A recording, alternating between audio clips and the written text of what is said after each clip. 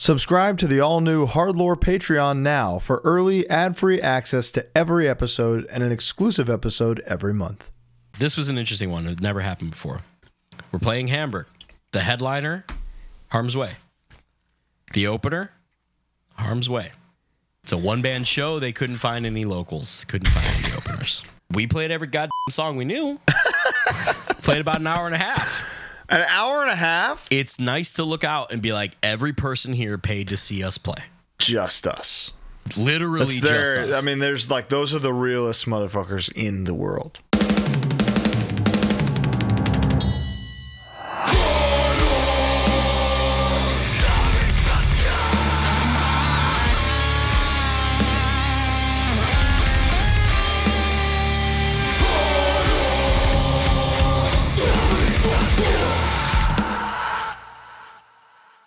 Hello, welcome. It's HardLore time. How are you, Bo? Dude, I feel great. We're back in the saddle.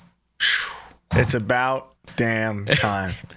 You've been seeing episodes week to week, the viewers and listeners, but we haven't done this in a month?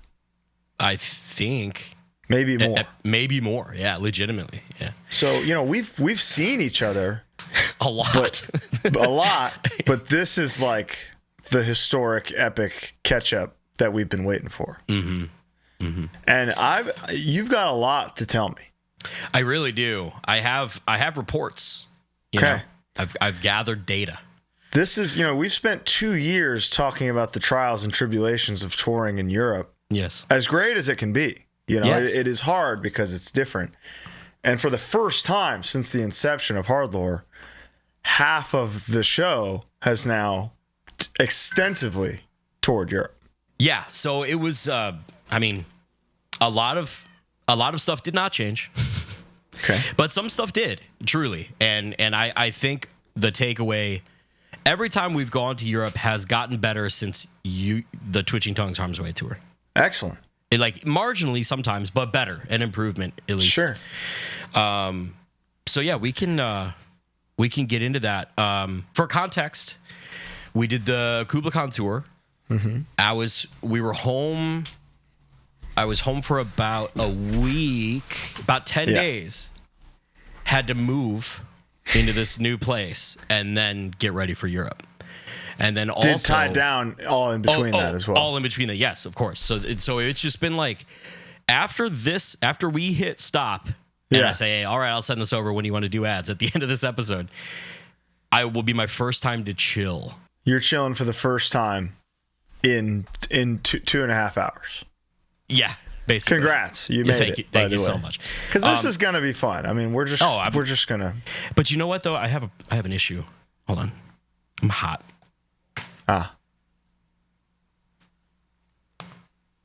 Just a little warm. Now, here's the thing, Bo. This charade has to end. It's got to end. Mm-hmm. There's proof you were on television, brother. Clear faced. Yeah, they took looking handsome. They took me in back. They gave me some makeup. It's easy. I don't believe you. They can't have me looking like that on national television. Okay, well, take that bandage off right now. I'll sell you $40 cash. I can't. They even advised me. The medical team at WWE. The medical team. They are Doc. Brandon was Dr. great. Brandon. He was great, and he advised me, like, really, like, you shouldn't even be here. I can't believe you're walking. The strength, tumultuousness. It's So we're here. We don't need to bring this up. We don't have to rehash it. I just want to say I was just hot to the viewers and the listeners. You have to be a fucking idiot to think that I kicked this man.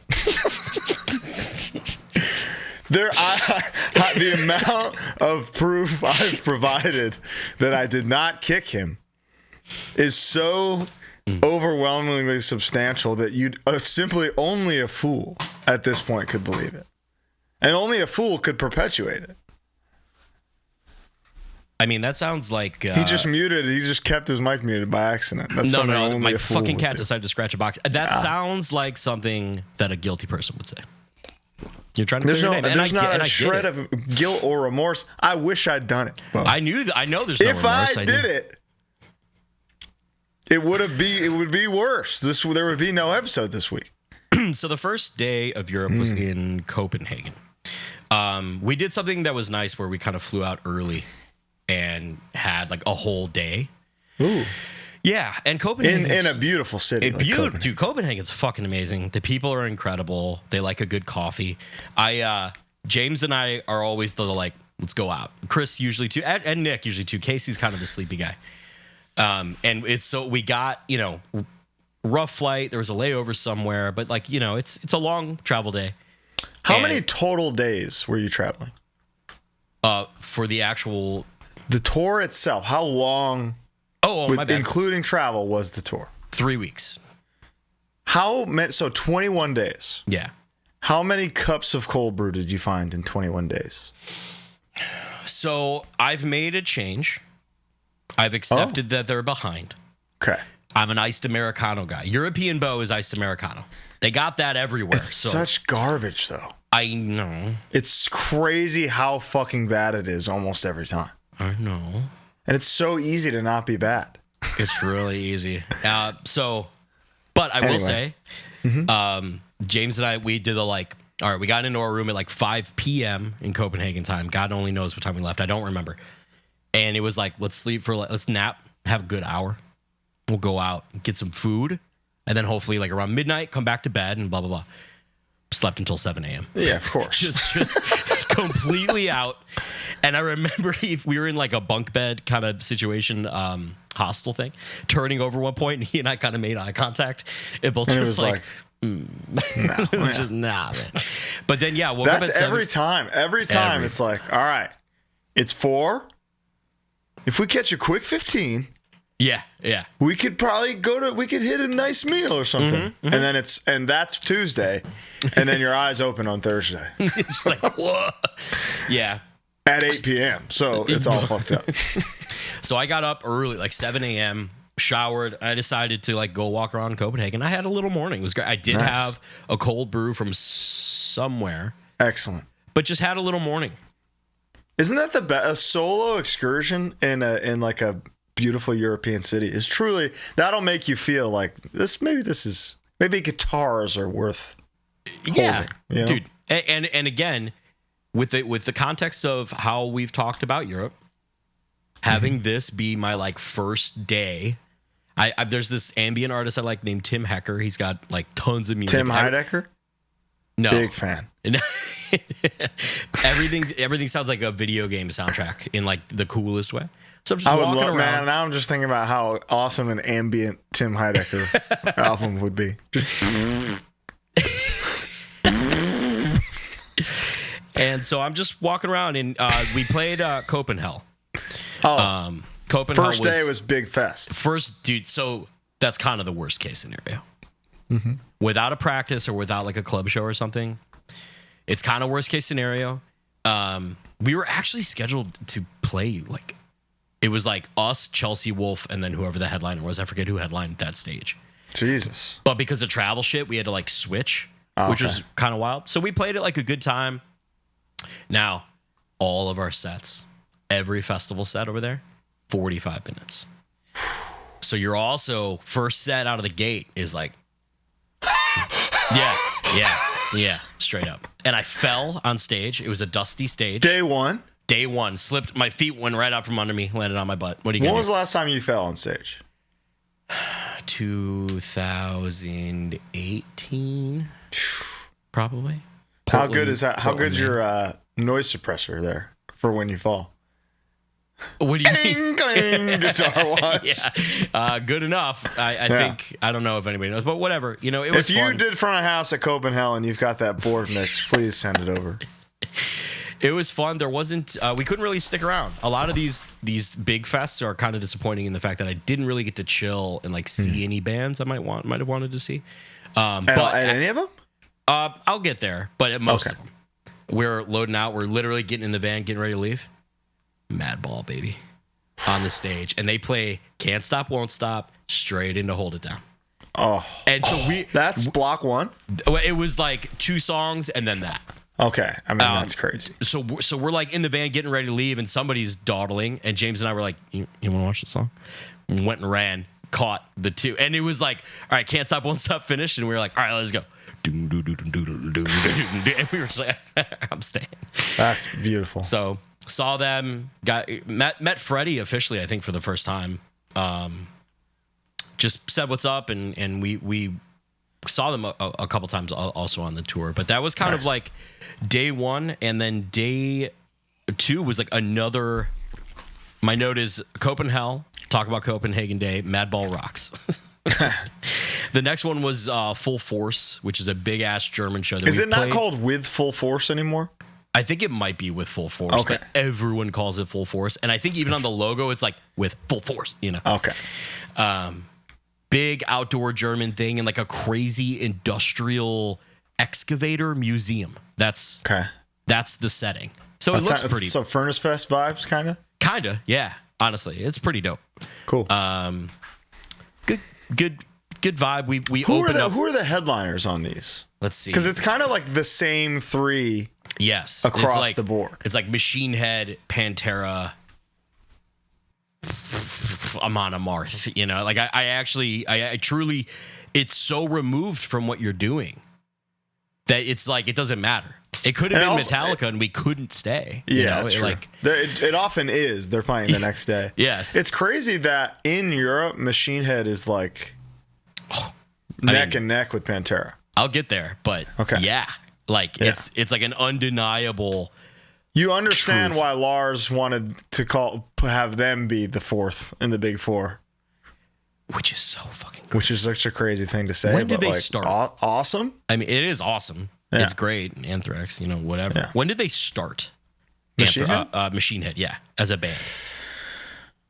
Post Violence, right? So, or what, like 90, maybe 91? I guess that kind of adds up, but it's still kind of late for the thrash thing. So Full Force, on Friday was Architects, Saturday was Dropkick Murphys, Sunday was Five Finger Death Punch. That's the headliners? Those are the headliners of the main stage. What was the first one? Architects? Architects, who are... Architects Dropkick. Yeah. Goated. Yeah. And Five Finger Death Punch. Five Finger Death Punch. Yeah. Architects, by the way, and this is not... I'm not saying anything negative or anything, but just like, like holy shit, full semi-trucks full of production. Like, they have an entire setup. Yeah, I think that... I mean, they're running shit over there from what I've heard. Big time. Big time. Saw them a couple times throughout the tour, and it was like, oh, that's them. I don't know a single goddamn thing about that band. Neither do I. Dropkick Murphys. Banger after banger after banger for Ireland. So heard the song too as we were leaving. Again, and had how to like dope leave. Was that? Oh, I mean, you heard 30,000 people going shipping off to Boston. Whoa! You know, it was awesome. It was they don't even know where Boston is, but the message is so clear. It's so beautiful. You want to know a little story about that, by the way? This is a beautiful Professor Bo. This is a beautiful Professor Bo moment. So like the song "Farewell and Adieu," Spanish Ladies, that like what's his face sings in Jaws. Right, farewell and adieu. But he changes it to, for we've received orders for to sail back to Boston. It's normally for to sail back to England. When the U.S. Navy started during the Revolutionary War, they fucking changed any lyrics that had to do with England to Boston. To Boston. That's the port, baby. So Dropkick saying we're shipping off to Boston is like, we're coming back to America. It's a very like, we know what we're singing about here. It's like a triple... incredible meaning. It's unbelievable. And the fact that it's in The Departed twice is like multiplies it. And it's the DVD menu. Dude, so you pop in the DVD, you get Dropkick. But there's like a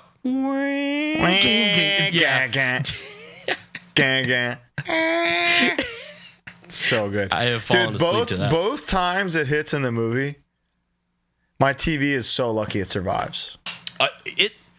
I'll throw a chair straight through it. That movie's fucking incredible. And that's not normally the kind of music that I really personally like, but I'm jazzed. That comes on, I'm amped up. It's not unlike Boss Tones impression that I get, you know? No, not at all. I know Where exactly it's like, what you mean. like in the context of ska, there's nothing anywhere near that.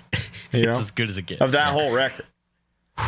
So Dropkick, shout out, dude. Dropkick rocks. I've seen them a couple times at fests like this, and every time it's like, oh, they're fucking awesome. Yeah. So undeniable band, in my opinion. They love Hatebreed.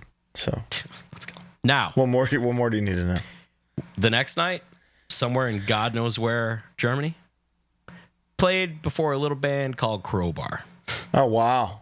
How was that? Fucking incredible, dude. Good gig? Decent gig. It was a weeknight in like B Market, Germany, you know. Okay. Middle of the woods in a weird compound or what? Kind of. Yeah, kind of woodsy. Now, I will say we were sound checking. Kirk walks right up in front of me and is just staring at my pedal board. Barricade. Yep. Watching us sound check. And it was a little like, I think I even said while I was line checking, I was like, this is when I normally play one of your riffs, Kirk. just playing. And, so then you got to pivot to yeah, I did play a Hatebreed riff. I played Proven. That's exactly right. But I guess he has a quad cortex that was waiting for it at home. So he had a lot of questions about it. So we talked gear a little bit. I feel like Kirk with the quad cortex is going to be powerful. Could be crazy because he can summon any tone from any record. Well, and think about it. He's using like famously Randalls, right? Solid state Randalls. Well, I use a solid state head. True. You can really, especially when it comes to that kind of tone. And you know a guy named Randall somewhere. So yeah, you're the same guy. You're same guy. It's crazy. So they rocked. The set list rocked. They were very cool, very friendly guys. Just do they? Are they aware of the amount of championing we're doing for them on here? It never came up, so I don't believe so. I did. Okay. I met Robin, an angel, the lady Kirk's of Crowbar, wife. Unbelievable, yes. And like explained. I was like, oh, I don't know if I mentioned the show, and I think he probably gets a lot of offers for stuff like that. So it's like, it's it was like, oh yeah, we got to do that. So it's still, God willing. He's coming. God's willing. Kirk's He's coming, baby. Kirk's coming, y'all. But it was awesome. Dude, the fucking hand tattoos. Yeah, he's awesome. The guy's a legend. They're just so good. I also, I don't know, there's so much about that band. I watched the whole set and I had like a little private showing, Okay. I had like a little spot on the stage behind a curtain. I just watched. What's he using pedal wise that he won't have anymore? No, I mean, a tuner. That's it. Nothing. Yeah, very minimal. Just straight into that Randall. They were using maces like for the rental, for rental purposes. But yeah, just I think he told me he has 9 Randalls. It's like I got 9 of them at home. Too many Randalls. Holy shit. So yeah, that was fun. That was awesome. It took a good pick. Here it is. Just a pleasure. And the heaviest band of all time, certified. I mean, it's federally certified by HardLore, inarguable. And I'm not trying to go day by day here, but it's worth noting that the next night was Munich with a little band called Agnostic Front. Jesus Christ! So we got Madball. Also, Madball played full force too. So we got, and we should talk about this on the show. I told you privately, but you're going through a Bad Religion era. It's calling it an era is not enough. I can't sleep at night because I'm like, there's Bad Religion melodies I need to resolve in my head. Like da-na-na-na-na. Like, well, I have to hear this one now. Yeah. Oh yeah, I got to hear the second. Oh yeah, and it's complicated. But it's like a band I avoided my whole life. Yeah. Not understanding what they were really. I thought it was all Los Angeles is burning. Yes. Which banger. And now I've come to realize that like 13 out of 16 studio albums are masterpieces. It's crazy. It's so daunting. It's crazy. Well, I mean, you would think that way, and then Well, you And made then me a you're like, playlist. thank God there's 16 studio albums because I need more. I can't get enough.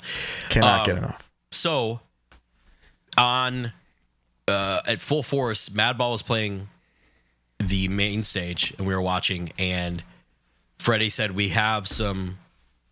He said, "We have hardcore royalty in the house. Give it up for Bad Religion." Period. So now that's an interesting. There's a through line through the rest of the tour with Bad Religion. So I just wanted to mention that. While every day Bo's there, I'm like, dude, you got to listen to this one. And I'm getting Bad Religion in both ends, literally and figuratively. So I got Madball 2 days in a row, then Crowbar, and then AF, all in a row, days in a row. What more do you want? Saw Vinny, had a little catch up. He expressed to everyone who might be curious that the maid who came the next day found the CBGB's nail. The nail lives. It lives on, baby. I can only imagine her being like, "What? I found this disgusting nail on the ground. I have what is tetanus now." It was, I think it was a 2-band show. It was Harm's Way and Agnostic Front. In Munich, right? In Munich. Yeah, we've played there at Backstage. We played there together. It's a compound in Munich. There's like 5 different venues all in one huge thing. Okay. And we played there together. We played in like this corner stage room, but this was a different I remember the corner stage room. Yep. I think we slept there. Probably. In Yes, that we room? did. Yeah. Okay. So, saw them. You want to talk about set list curation? Where the second you might be out, they hit you with fucking. That's what they opened with. Oh my god. They rocked. They rocked. Vinny at one point got in the pit with a huge stein while people were circle pitting around him and was just drinking while the song, like, it was incredible. You know that Stein went straight home with him. Straight right on the wall. He checks. Yeah. 1006, 1007. It was great. They were great. Met all of them, said hi, thank you. Had a good night. Immediately had to leave because the following day we were flying early to Greece, to Athens, Greece. Flying to Greece. Yeah. So we've never been there before. Very new experience. Greece we were there for like 30 hours. So it's like,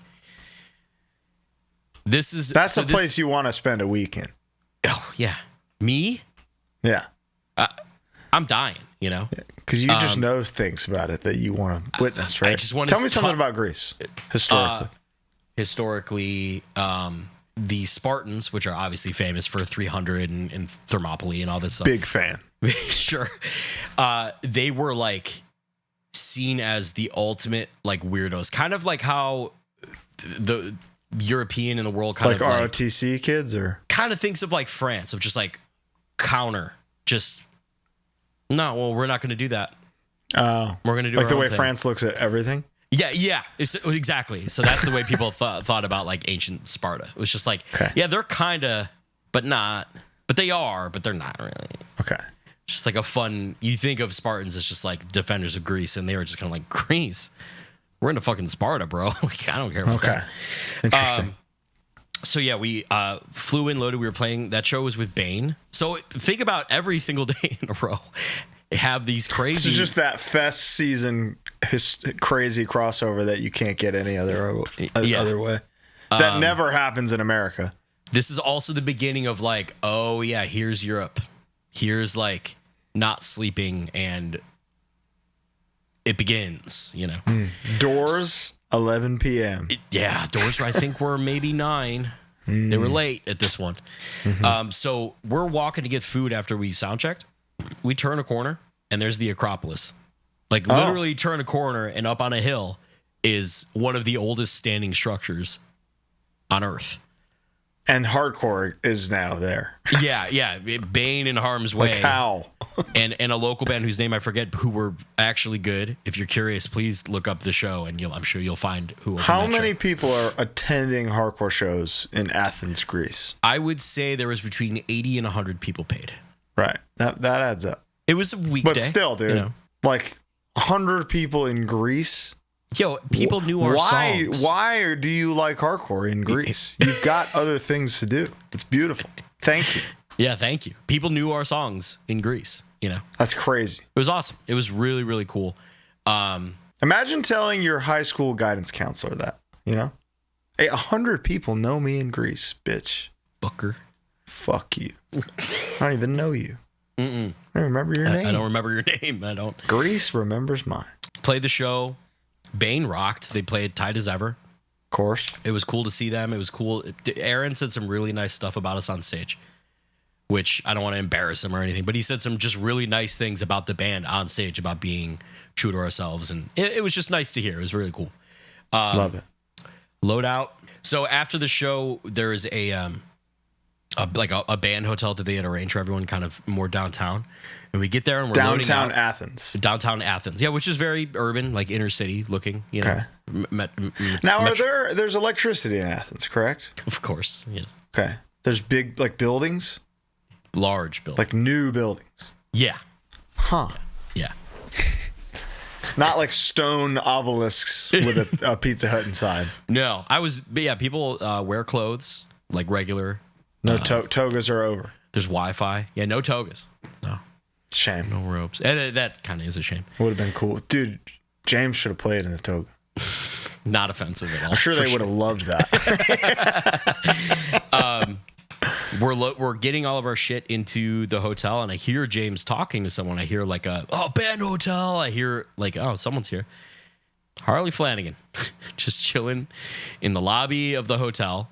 Harley and I don't, Harley's playing the same venue as us the following night, like the next night. So yeah, we did like a You chatted with Harley? Chatted a little bit, talked, and just said like, oh yeah, the show was good. Saw your flyer. Was he aware that he had sent you 2 cease and desists? He was not. No. Okay. He was not familiar. I don't believe he was familiar with our band or anything like that. Interesting. So I don't believe he was familiar with that. You think with the second one, maybe he would have been like, "Oh, it's this guy." Well, I'm glad he didn't, to be honest. Yeah. And then it was like 2 a.m. We had to leave for our flight at 6 a.m. And we were like, let's go see the Acropolis.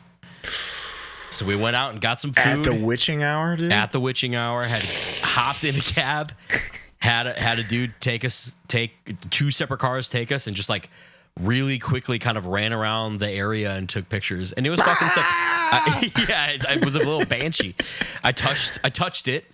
Okay. It's cool. How do you feel? I mean, that could be what actually happened to your head, and that's not related to me. Well, that doesn't make any sense because it was months before you brutally kicked me. It wasn't months before. A month. Month.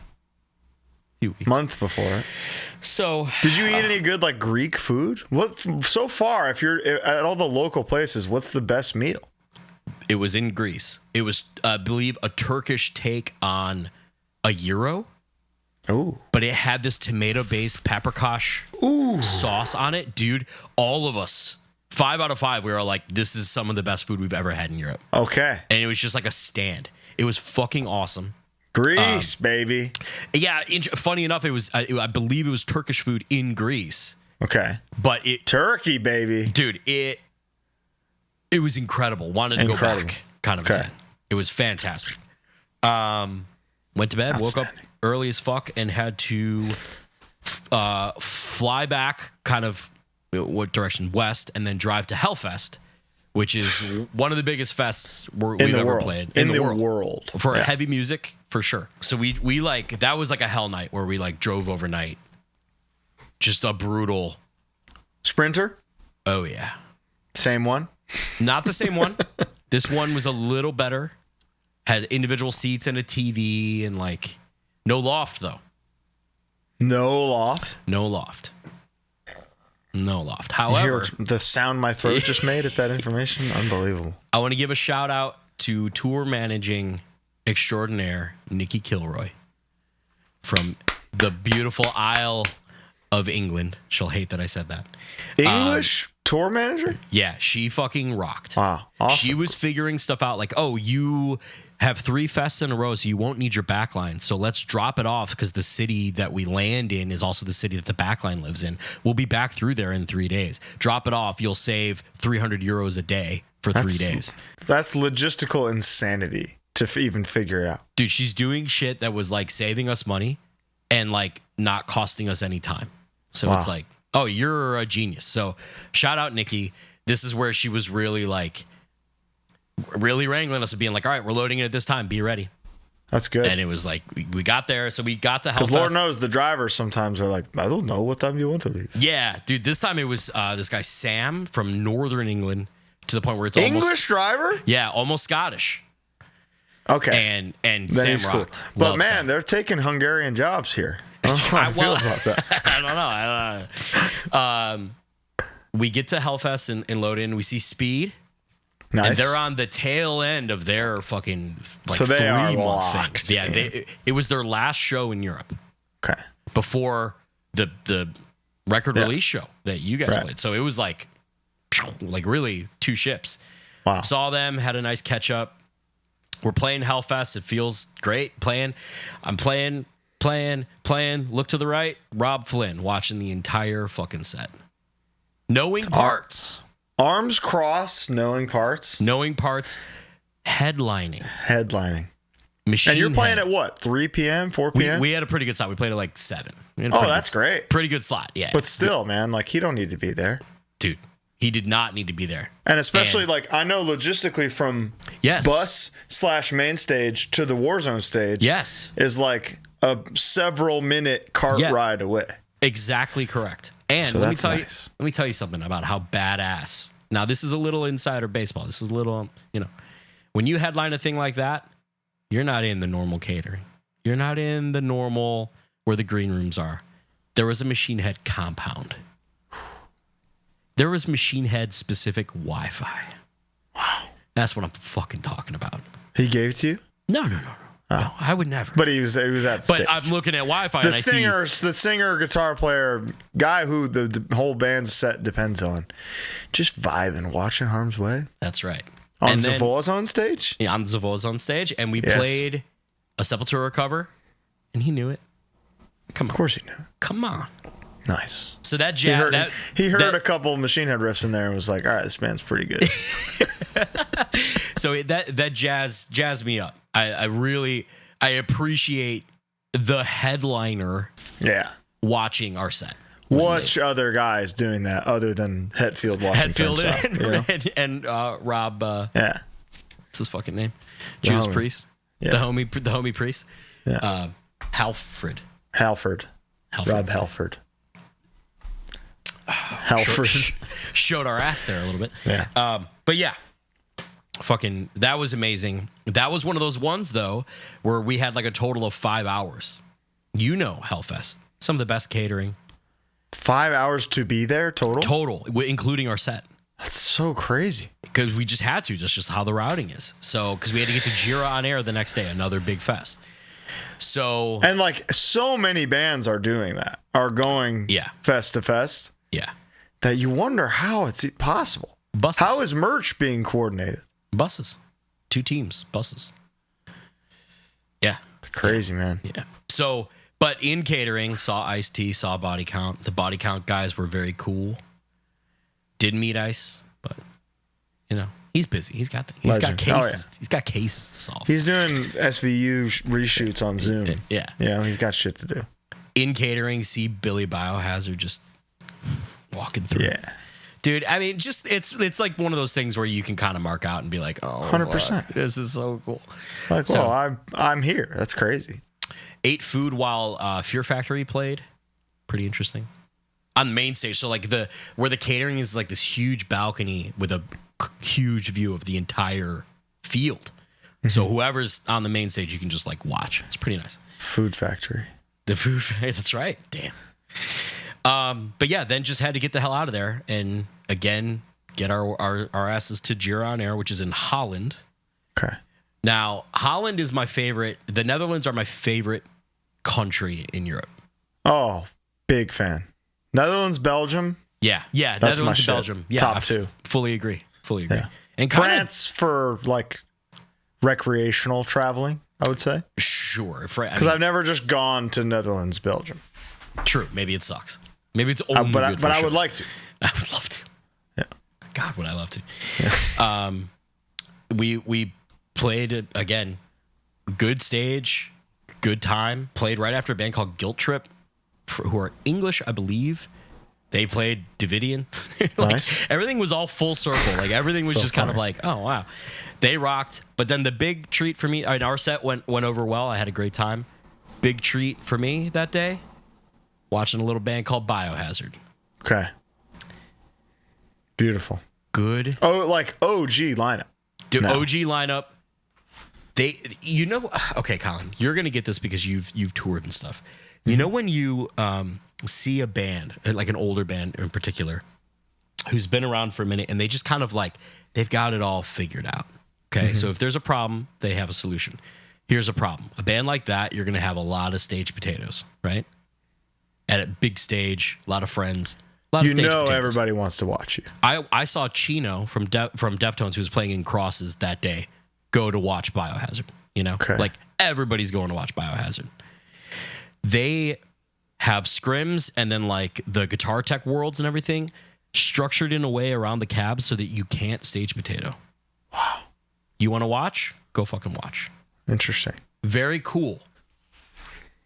It levels the playing field. There is no who's who. But you look at those Dynamo videos and how many people are on stage, and it's so awesome. Dude, that's like the best part. That's the coolest. It's the coolest thing. Billy doing like the somersault. So yeah, it's the coolest. Watch them. They killed it. They had a really crazy kind of a pro band's worst nightmare where the sound to the PA cut out. They're all playing on in-ears, so they have no don't idea. know. They have no idea. They're hearing their own monitors. They're rocking. And what do you even do about that? And it was during punishment. Oh, Yeah. It came back on probably 45 seconds later. You know? 45? Yeah. It came back on during the like busting my ass That's another day. 15 more seconds than it takes to get to Mars. Yeah.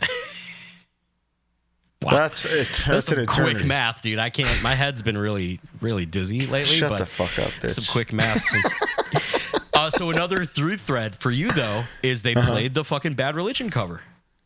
Which So is an insane thing to play. All these New York bands put respect on Bad Religion. I mean, I know now. I get it. It's You wild. listen to Fuck Armageddon, This Is Hell, and it's like, oh, okay, this is... If you have an ounce of melody in your fast hardcore, you're doing this. And then went and watched the Chisel. They played in like the punk, on the punk stage. Caught up with all those dudes. Chubby, the best. He's the best. Greatest guy on earth. And then had to get the hell out of there because we were going to truly one of my favorite places. I love England. I love being in England. Big fan. We were playing Manchester and London. I'm good, you know? Okay, yeah. So we flew early as fuck and we got to Outbreak Fest in Manchester. Really early, saw Cedric and Bjorn from Rise and Fall and a couple other guys who were in Oathbreaker and I think Blind to Faith, other just Belgian dudes in a band called Wrong Man. Very cool, kind of rocky, with Bjorn still going off and like yelling. Nice. Just really Nice. cool. Like I really dig it. Please check that out. Saw a bunch of people, saw a lot of people from Outbreak last year. Got a haircut. Yeah, I know you can't tell because I'm all bandaged up, but Your life is a lie. It's crazy. so How do you look in the mirror and like accept well, it's hard now because I'm disfigured, but you know, I'll persevere. Yeah. Dude. I'll persevere. by choice? Yeah. So how long were we in Manchester, Colin? A week? Like 8 days, right? I think Like- it was maybe 6. Okay. So a week. Yeah. We were bitching and moaning every day about like there's no mall, there's no place to go. But also we got to Manchester and we're like, oh, this is way better than London. Yeah, 100%. But you and I, we love to eat. Oh yeah. We love to shop. Love to shop. The boys, we left the fest for a little while to go get some food. We found this fucking mall outside of the city that makes Mall of America look like a joke. And I'm not kidding. It's fucking huge. But like, what's in there? Every brand name you could think of. There was a TGI Fridays. It's like a mall. Bo, was Jingle All the Way shot there? Touche. I don't think so. This is my ball. Where's your Christmas spirit? Exactly. Yeah, touche. But yeah, had ironically had Greek food there. It was fucking fantastic. Nice. Played the show. It was easily our best show outside of America of all time. Outbreak was unfucking real. And we played after Incendiary, dude. The Killers. Wow, that's scary. Right after. The very Killers. scary. You know, very scary. They're a band that people love to sing along to, and we're not really that band, you know? Right. So it's just a different dynamic, and there's nothing wrong with that. It's just different. Holy shit. Everyone fucking brought it. It was incredible. The headliner of our day was American football. Well, Have-Heart played. I don't know who actually headlined. I believe it had to be Have-Heart. Yeah, but they may have played the other day. It's a blur, so apologies if I get the order wrong. But those are the two headliners. American football headline, and they said something like, "Who saw Harm's Way earlier? Well, I'm glad, we don't have to fight those guys." Haha. Just kidding. They're from Chicago. Shout out to them, kind of a thing. And we have a couple degrees of separation. That's just good fun, That's nice. That's nice. Couple tracks. James and I, couple tracks for sure, dude. I mean, that record rocks. James and I left. The other guys wanted to hang out and kind of watch more of the show. James and I left, got to our hotel, buzzing from how good that set was. I think you've probably been experiencing that recently. Sound and Fury, we'll get there. Mm. But like legitimately like giddy over how good the set was. So that was my biggest takeaway of the entire tour was Outbreak Fest. Okay. Wow. We went to Archie Burger. Oh, Archie Burger's goated. Had a great meal. Goated. And we went to the same one too in the train station area. Yeah. And James hit me. He was like, "Thank God." Thank God this exists. It's actually pretty good. Yeah, actually. And it was fucking awesome. Had a great night. Had to get to London the next day. Got there bright and early. Went to the shops. Caught a dope Master of Puppets 87 Master of Puppets European Tour shirt. Fits you like a glove. Right off the wall, dude. I said, give me that. And that's only because the Slayer South of Heaven shirt was like another 100 pounds. Oh, yeah. 100 quid. You know what I got recently? I got this Deicide shirt from Mad Vintage. Wow. Tell me about it. I sold this shirt probably 10 years ago, and I've regretted it every single day of my life. Mm. And our good buddy Luke from Mad Vintage texts me and says, "Hey, you looking for this?" And I said, "Buddy, you wouldn't believe." Like you wouldn't believe. I knew you were going to say that. That's what Mad Vintage can do for you. So head over to madvintage.com, MADD vintage.com right now. Use code HardLore15 and get 15% off absolutely anything site-wide. This guy is adding stuff to his Instagram and his actual site every single day, and I'm looking every day. Colin and I are out there. We're like the eyes of Sauron. We're waiting. 100%. We're so you better. He's on the hunt, but here's the thing. So are we. So you better be fast. Yeah. Don't fuck it up. Because we'll beat you to it. And if you're listening to this show, you like what we like. Yeah. You're fucked. Because we're going to get there first. Unless you go right now while we're recording and while you're listening to this. Because we're taking the day off from browsing and surfing. And it's also important. It's important to point out that he is also buying shirts. If you got stuff you need to offload, talk to Mr. Vintage. Mr. Mad. Talk to Mr. Vintage. Luke Vintage. Luke Vintage. It's also Manscaped time, baby. You know what time it is. Yeah, hey, I got some news for you. You got an order. You got an order coming your way. I just got the FedEx thing.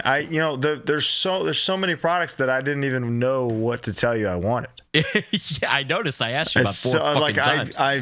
What else can I? How can they make me any happier than they already do? With the preserver and the reviver, and the lawnmower and the cleanser.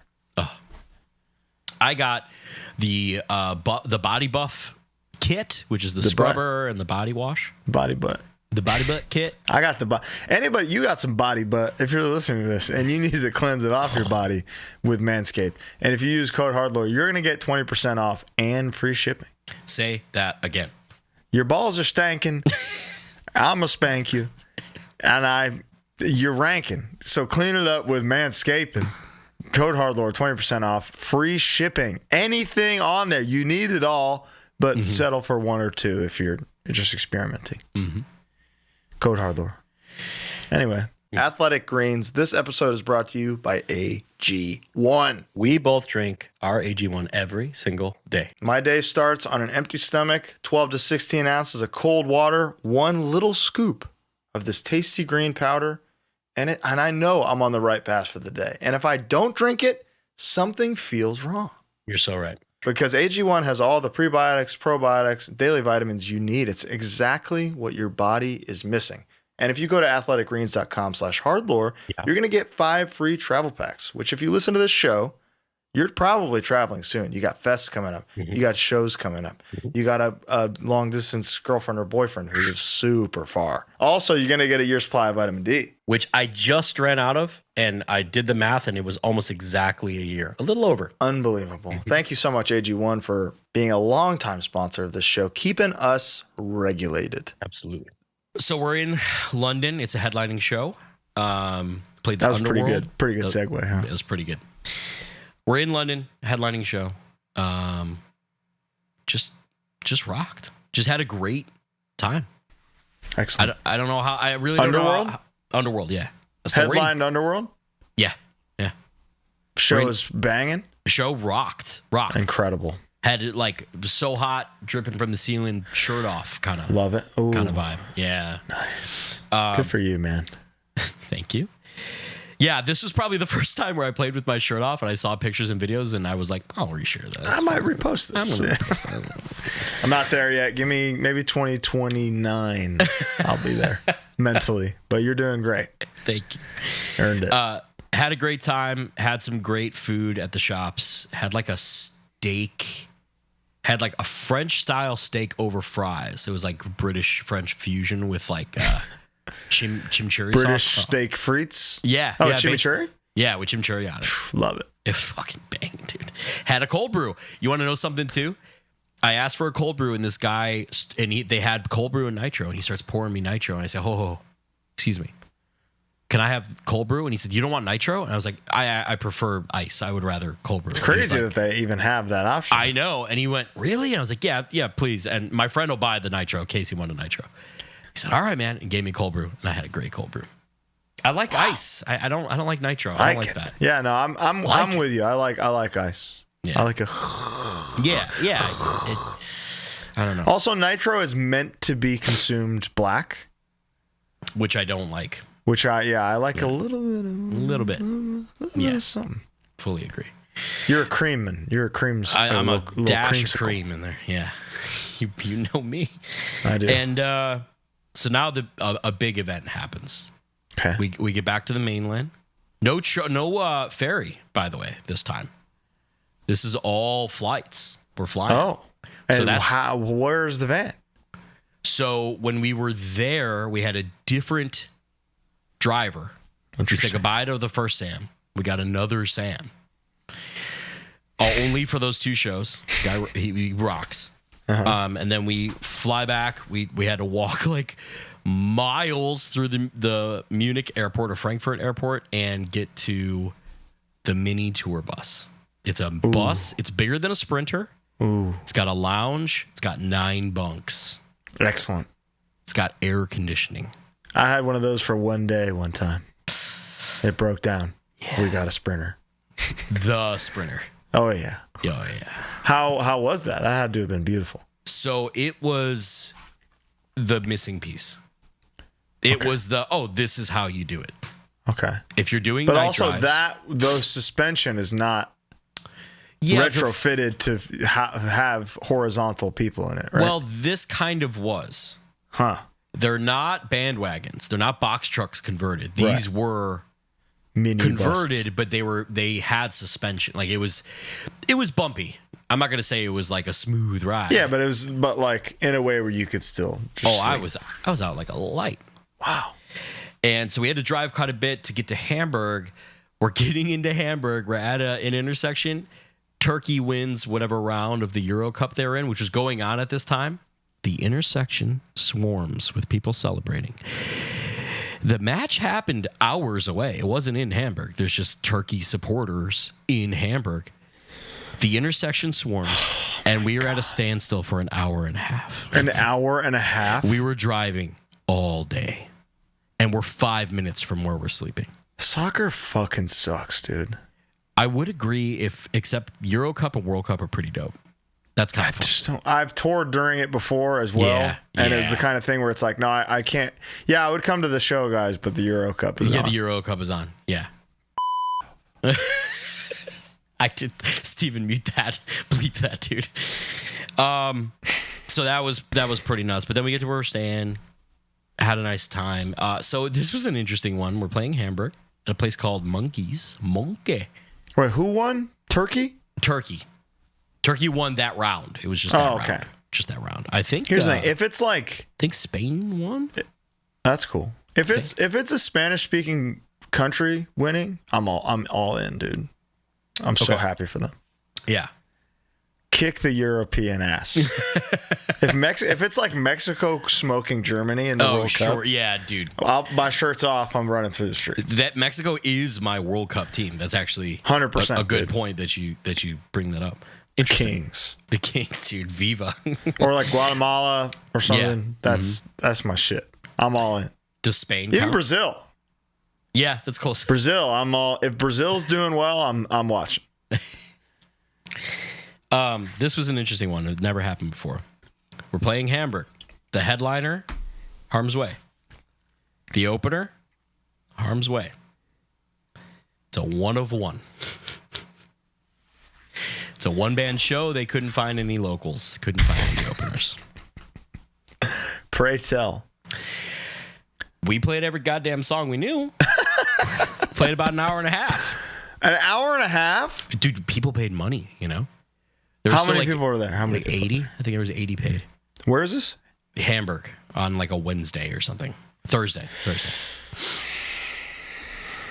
It's tough. It's tough, man. It's tough. What a bizarre circumstance. Yeah, it was pretty far out, but I will tell you this. It's nice to look out and be like, every person here paid to see us play. Just us. Literally just us. I mean, there's like, those are the realest motherfuckers in the world. So, we had fun. It was like fun. It was just kind of like, this is so German. It's insane, but it's fun.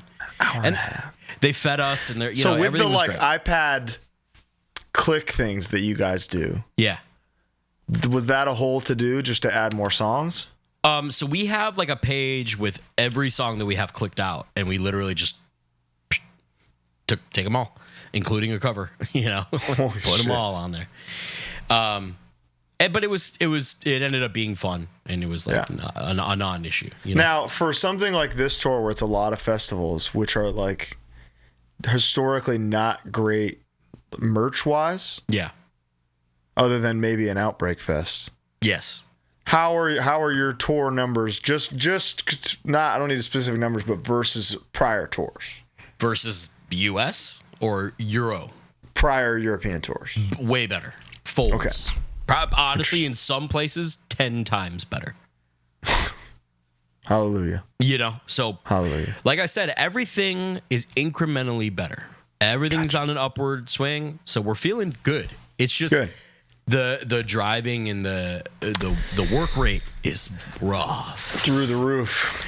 So case in point, after this Hamburg show, get in the fucking van, which is I'm sleeping, so I'm feeling all right. Different. And drive all night to the Czech Republic, not to Prague, somewhere near Austria, like in the Czech Republic.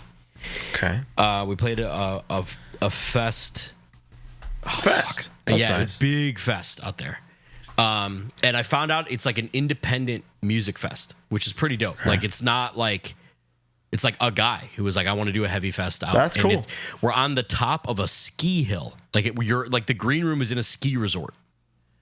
So to the right, stage left, to the right of where the crowd is the hill down to the bottom of the ski slope. Because you roll down. Imagine what's his name? A bot running. Imagine down a bot running the stage from that motherfucker. Oh my God, is that?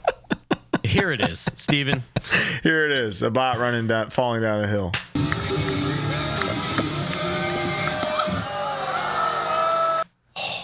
Now, So I talked cool. about falling in Copenhagen. That's I gotta take it to the next level, dude. Yeah, gotta get you back to the. And this is like the bunny hill, or is this like the No, this is Black Diamond, dude. This is Crazy. fucking gnarly. Actually, Okay. It's probably Bunny Hill, so it wasn't that crazy, but it was huge. You know, it was just like pretty wild to see. We did our set. I broke 2 strings. That's fucking crazy. In one set, and I restring I broke one at a time. I restring the first one, tuned it up, played the song, and then in the next maybe 2 songs later, broke another one. Did the same thing. I changed strings in about 10 seconds. That's impressive. Had to, Lord because knows it would take me about 19 minutes. the backup guitar, something fucked up, or Nick had to use it because Nick's guitar, something fucked up with the pot. It was like noisy, so we had to use the backup. So you share a backup guitar. Yeah, so because we have these Enkis that fit 2 at a time, so it's like main guitar, backup, bass. Might be time for backup bass. Another backup Triple guitar. Enki, yeah. Yeah, which is definitely reasonable, and bands do it. But yeah, so we played that, and Dying Wish played. They were gracious enough to switch with us because we were playing later in the day. Would legitimately not have. We would have a 90, like something like a 2-hour window to make it from our scheduled set time and check to the French stage time. If we didn't switch. So they switched, we got like another 3 hours or so. So we were able to take more time to get back to France. Oh, we're just getting started. Hell Day is starting, dude. I have a note in my phone. How is that not considered when booking the fucking tour for a band? I don't know. Nah, anyway. What? Anyway, I don't know. Jesus Christ. But you make it work, you know? I also misspoke. After that Hamburg 1 of 1 show, we actually played Berlin on the 4th of July with Unearth. Berlin was great. Seeing those guys, we did Warped Tour and they were on our stage, so we kind of got friendly with them. So seeing those didn't guys Chris was cool. ride with them? Chris rode with Unearth, yes. So those are his boys. His boy, dude, dapping them all up. Amazing. And it was fun. I, again, woke up really early in the morning, just kind of walked around Berlin. I went to like the wall and saw some history shit and made my own way around. It is a nice city. I rode a scooter everywhere. It was great. So it was just like home. Yeah, just like home. Just like home. But then we did the Czech Fest, and then we had to drive overnight to get to this French Fest. Played the French Fest. It was fucking awesome. It's called Rip Fest. I think it's RIIP Fest. Or Reap. It's probably Reap. Like a Reaper. Yeah. Reap Fest. We played Reap Fest, and it was fucking awesome. It headlined. Awesome. It was fantastic. I had 30 minutes after our set ended to get into my Uber to begin my Hell Day. Because what happened is Bo double booked himself. Bo did double book himself. It's not really Bo's fault. But it is. It is. And I'm going to accept the blame. And everyone's been cool about it. So I don't have to be defensive. It just is. Sure. That was a Saturday. Okay. Sunday, Harm's Way was playing Yperfest in Belgium. Monday was the Family Feud HardLore in-person extravaganza. Right. There was no way I could play Yperfest, fly from Brussels to LA and make it in time with especially if there was any degree of error or delays or anything. So the band played Yper without me. They were very understanding, and thank you sincerely to them for being cool about that. How did that go? They just played as a 4-piece.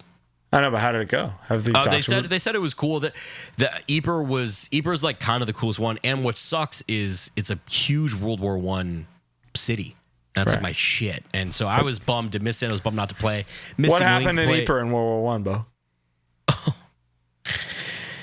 Well, the 3rd and 4th Battle of Yper is called Passchendaele. Passchendaele is one of the only places, one of the worst places I could imagine being. Men It flooded and rained so badly that men drowned in the mud.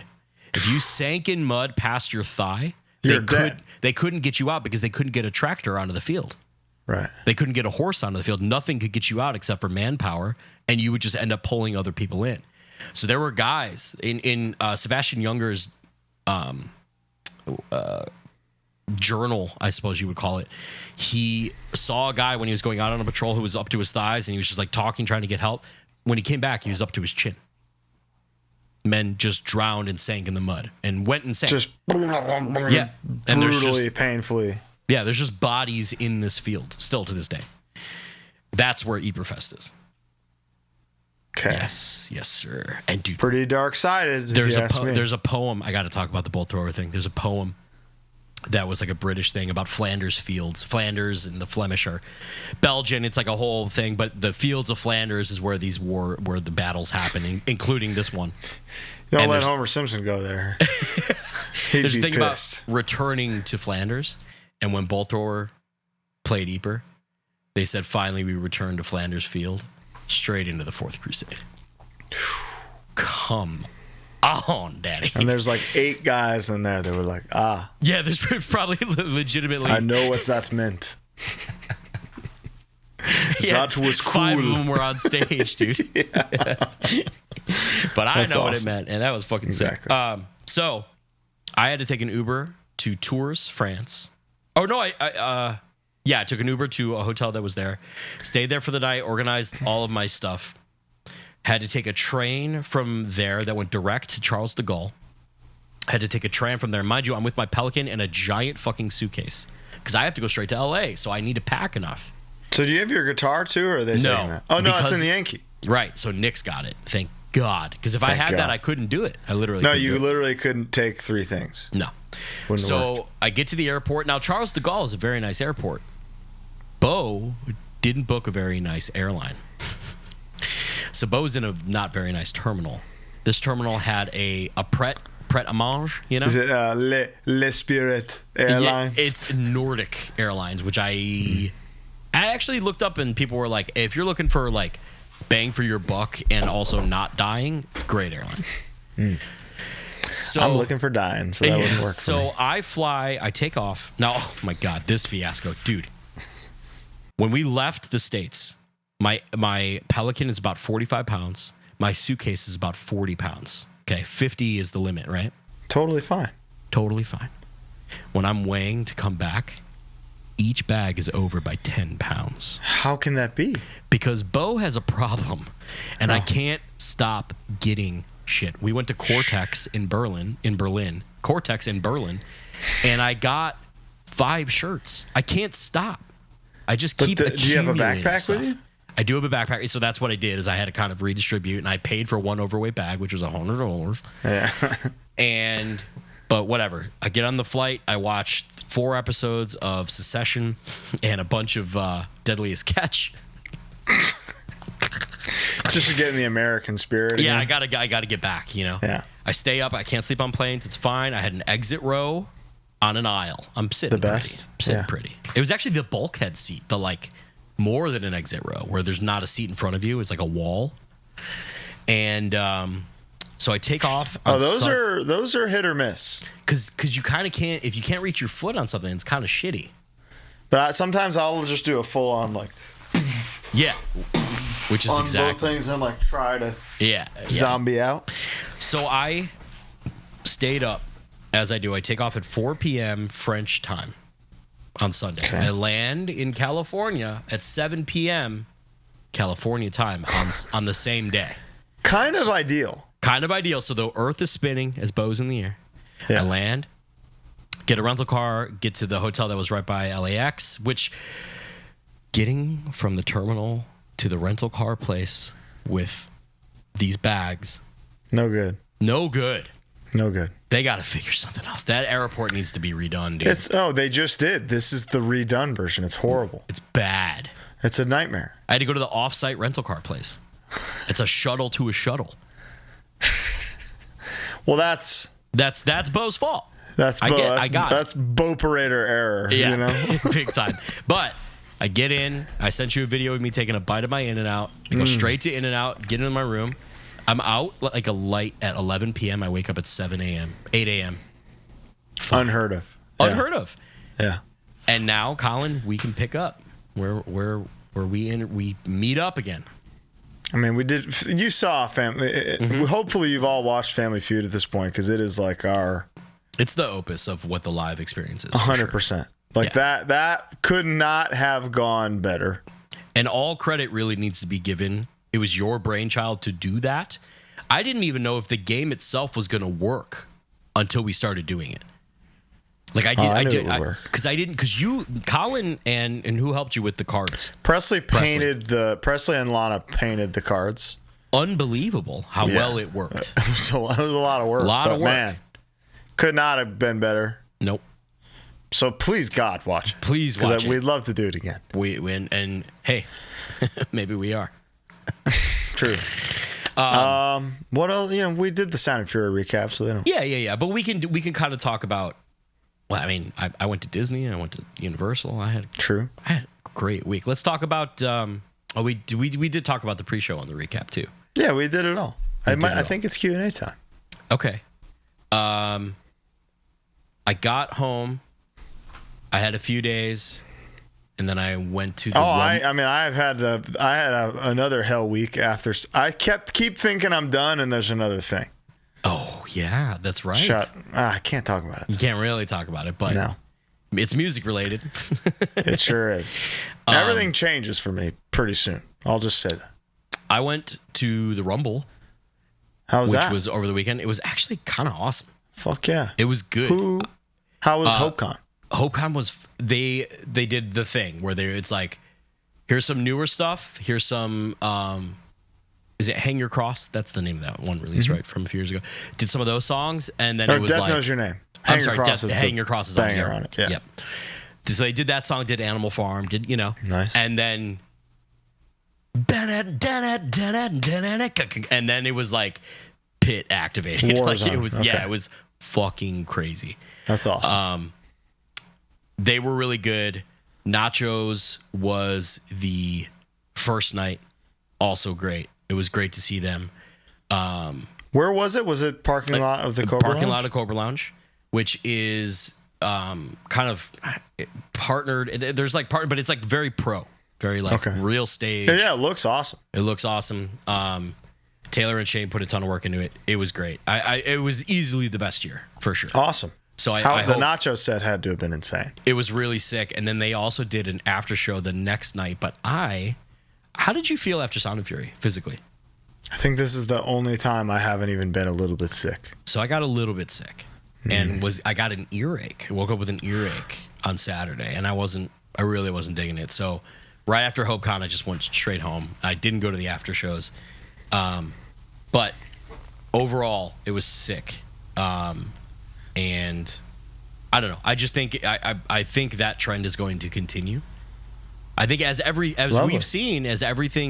fest is doing better and better. I think everything's on the up. Everything's on the up, so it's really good. Then I went to Monday Night Raw last night, thanks to a friend of the show. You were on TV? I was on TV. No bandage, completely fine. No, makeup. Yeah, it was makeup. Kick-free. Makeup. It wasn't makeup. It was a lot of makeup. There's no makeup. It's like a ton. You're making makeup. up a story right now. Pissing me off. And again, like I said earlier, you'd have to be a moron to believe this man. God, I think it's Q&A time.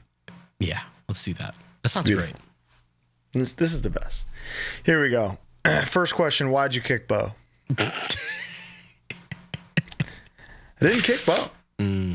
I was asserting comedic dominance over him by going like, imagine if I kicked you. Only a fucking psychopath would bandage his head for no reason just to make a silly point. Steven, roll the footage. No, I didn't kick him. I 100% didn't. He didn't touch me. Nowhere near. Yeah. But it hurt. It hurt. Steven, you're rolling this. It hurt. Real bad. Steven, roll my footage. Thank you. Thank you. Next question. Why is Bo lying? Why are you lying? Having fun? Yeah, it's hilarious. Guys, stop DMing me asking if he actually kicked me. I did kick him. What do you do? Of course he didn't. No, we're not. People think we're actually fighting. I mean, He's lying now. He's lying now. I'm trying to cover. We are fighting. It's difficult, guys. We both need this show, so we can't. That's right. That's true. Bo, what are your thoughts on Warhound from Chicago? Warhound definitely had a place in time. I didn't know any of them personally, minus one.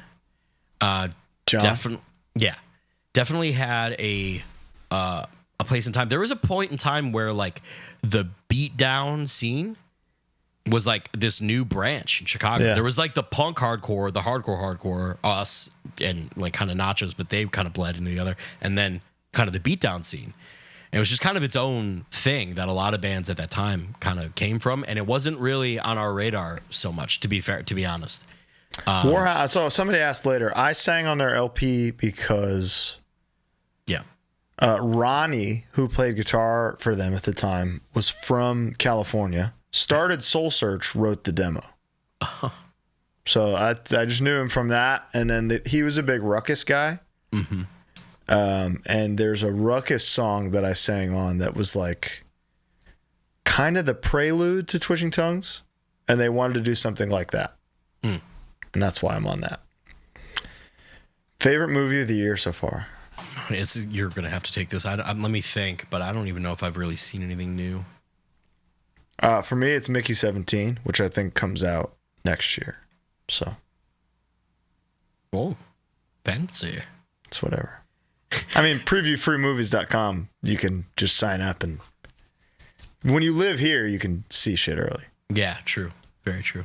Yeah. Did you see Long Legs? What's paused on your Spotify right now? Ooh, that's a good one. It's a great question. Wow.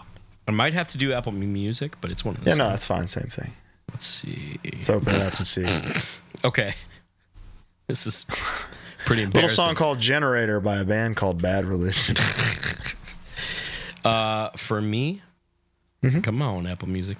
Oh, it's not going to show. So I'll go to Spotify, and this is truly embarrassing. It's a song called Still DRE by Snoop Dogg and Dr. Dre. It's not embarrassing at all. Banger. Okay. All-time banger. It is an all-time banger. Thoughts on Turmoil? The band? Yeah. Fantastic band. Metalcore Mount Rushmore, probably? Yeah, probably. Like easily? What the? It's like Cave In, Turmoil. Why didn't Best New Hardcore Band 2024? That's the whole Mount Rushmore. Joke landed. Best New Hardcore Band 2024. New hardcore band. Jesus. Cosmic Joke. It's not really. Who started this year? That's what I'm trying to. I don't really know timelines all that well. Oh, Lockslip. Lockslip for me. Absolutely insane. Sounds good. Kumo, new to me, Kumo 99. Okay. But what were the standout sets you saw at Outbreak? Like I said, we didn't have that much time.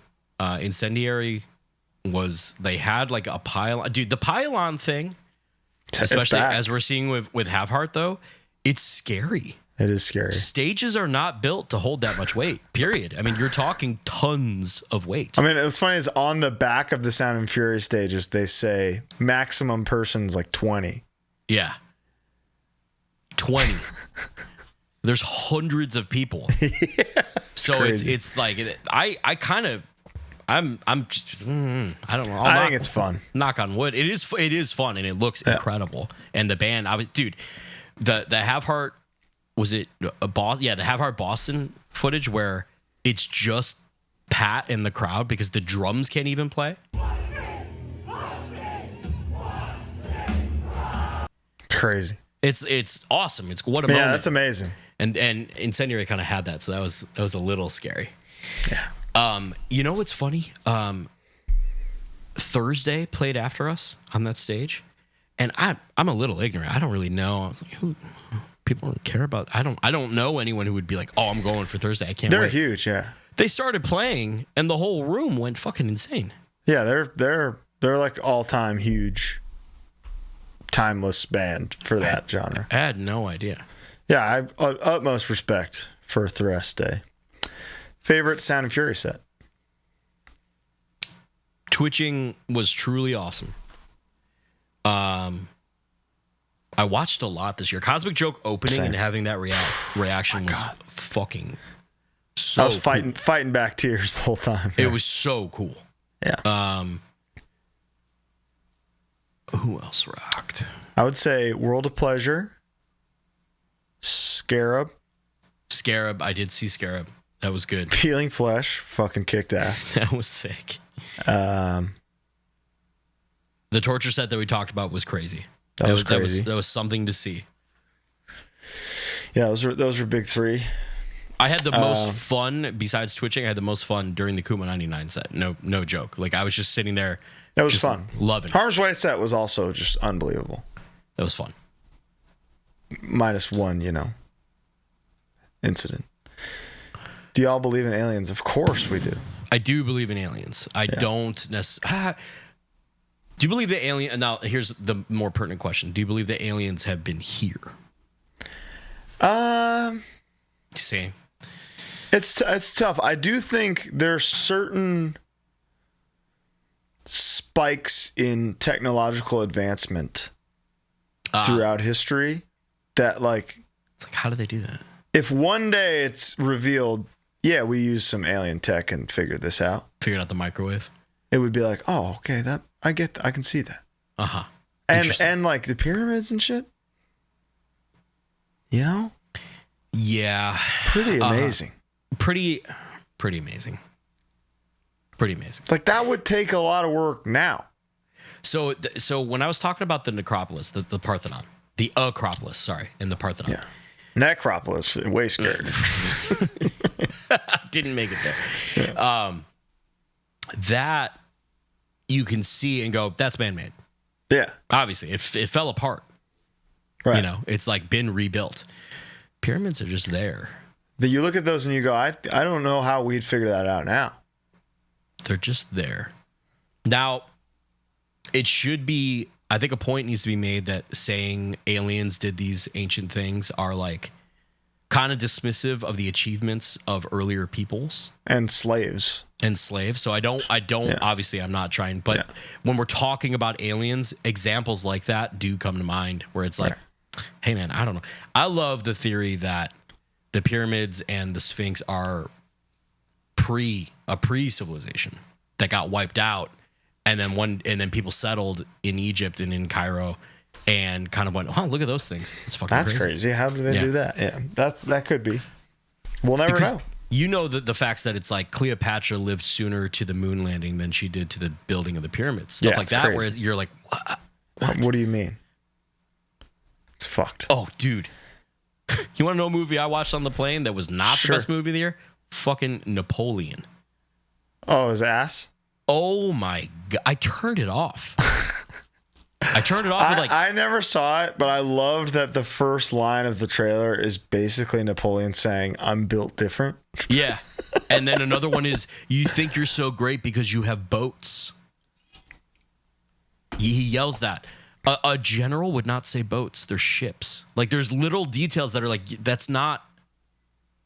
It was so fucking bad. I couldn't believe it. You should have been there. I really don't like when period pieces, and like Peaky Blinders is kind of guilty of this, but use modernized language or what? Use modernized music in the trailer. Oh yeah, I'm not. The new Gladiator has like a hip hop song on it. Yeah. I don't like that. Yeah. But he's trying. I mean, they're trying to get dumb young people to see these movies. I guess, but it's just like that. That's short-term booking. 100%. That's just 100%. not. It's not art. I also watched The Last Duel. That was the other movie I watched on the plane. What'd you think of it? Oh, I love The Last Duel. I didn't know how I felt, and then the end happened, and you're like, and then you get to The Last Duel, and you're like, this movie rips. It's awesome. It's incredible. Like, oh, holy shit! Yeah. They Medieval like Rashomon, it's fucking awesome. Pretty sick, yeah. Yeah, I loved it. And it's the same guy made both, Is it Ridley Scott? He did both? Yeah. Wow. I didn't even realize that. See? I had a big Scott weekend. Yeah. Had real polar ends of his filmography. Yeah, dude. Did you really not knock on Bo's door? Or was it actually a ghost? This is in reference to the Furnace Fest is Haunted episode, one of our favorites of all time. I did not knock on his door. I don't believe I knew his room number. I don't believe you did. However, I think Sean maybe did. Sean knew your room number? Yeah. And Sean knew both our room numbers and could have done that to both of us. Okay. And it would be like him to be like, I don't know, Pappy. You know, like, I could see him doing it. Yeah, but I feel like this was before he was comfortable with us. It's true. It was really early on. He was not. This was our first trip. Oh, wow. You know? Right. Yeah, you're right. First trip. Yeah. So I don't know. That's an unexplained thing that really did happen. There's a real, like, potentially paranormal phenomenon that we experienced very early on into this show. Yeah. And it's not like us to hold on to bits and beat a dead horse or anything, No, you know? Not at all. When's the next HauntLore? Speaking of which. Oh, yeah. We were trying to do one while... We've got an idea for one that Knotfest is actually helping us make happen that will be fucking legendary if we can pull it off. I wonder if there's something we could do with the Christmas plans that we're making, the December stuff. That would be cool. Something over there. There's got to be some haunted shit out there, but it's going to be so snowy. Oh, it's so cold.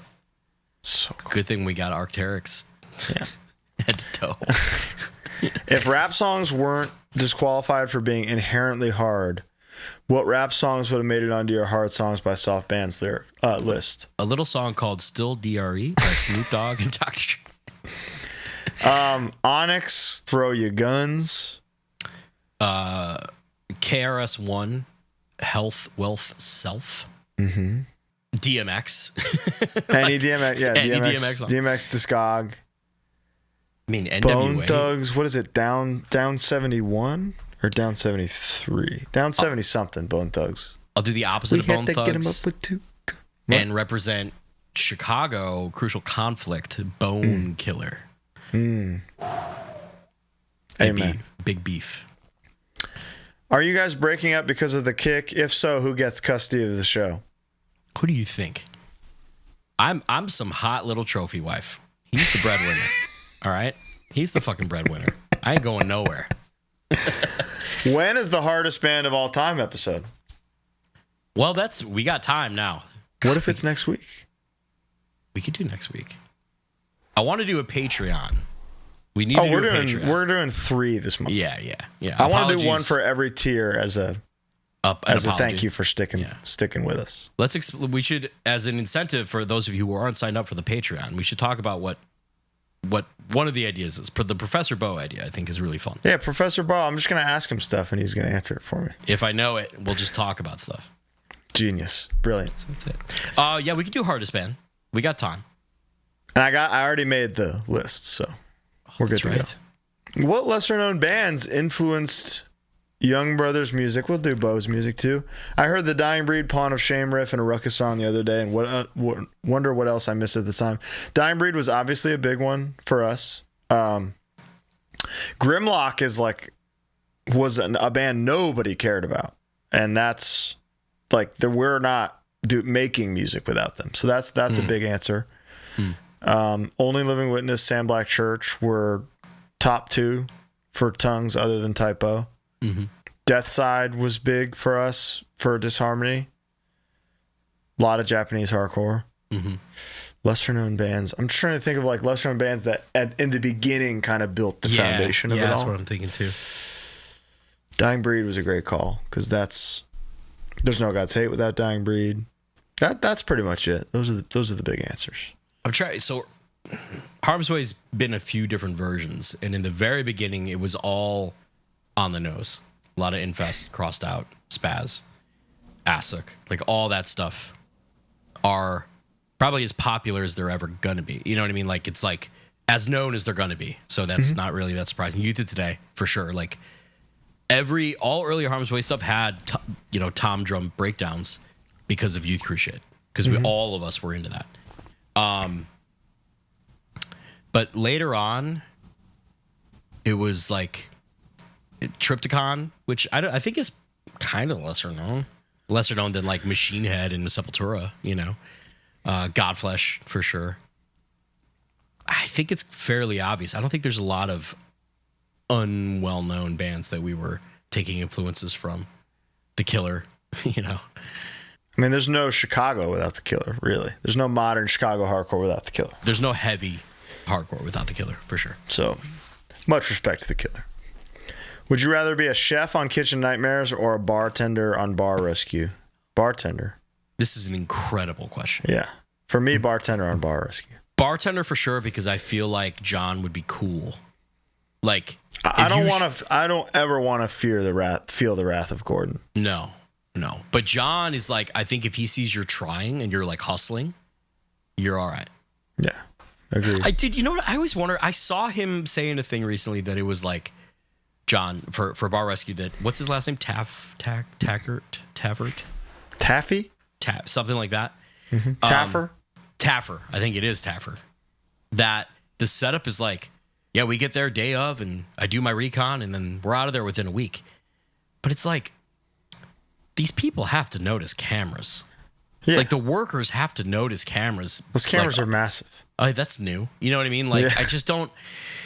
I really wonder about the legitimacy of it. Yeah, how it really works. You know? Kitchen Nightmares, I can tell you, is real because a lot of them close. That and Aladdin Jr. was on it before it was Aladdin Jr. So the place, they did it and then it closed, still closed. Mm-hmm. And then became like the Southern California hardcore venue for a while. And I guess it is again now, which is cool. Oh, that's cool. I would love to play there again. Worst ever stage injury. Ingrown toenail. Oh, when you getting stepped on. Oh my God. Yeah, I've just like rolled an ankle or something. Crazy. You know when you're walking on the field and there's like a gopher hole and you like do the stiff leg, like kind of move? Yeah. I did one of those once when I jumped off something, and that was like a life lesson of like, oh, we're not ever doing that. I did something at my school where I had to like run away from the school. and jumping a fence and just falling straight down. That was my first time like falling straight on an ankle, standing up. Oh. And I learned like, oh, you can't do that. The human body can't do that. That's crazy. Yeah, you're not. Couldn't walk for like a week. Oh my God. Yeah, that was awesome.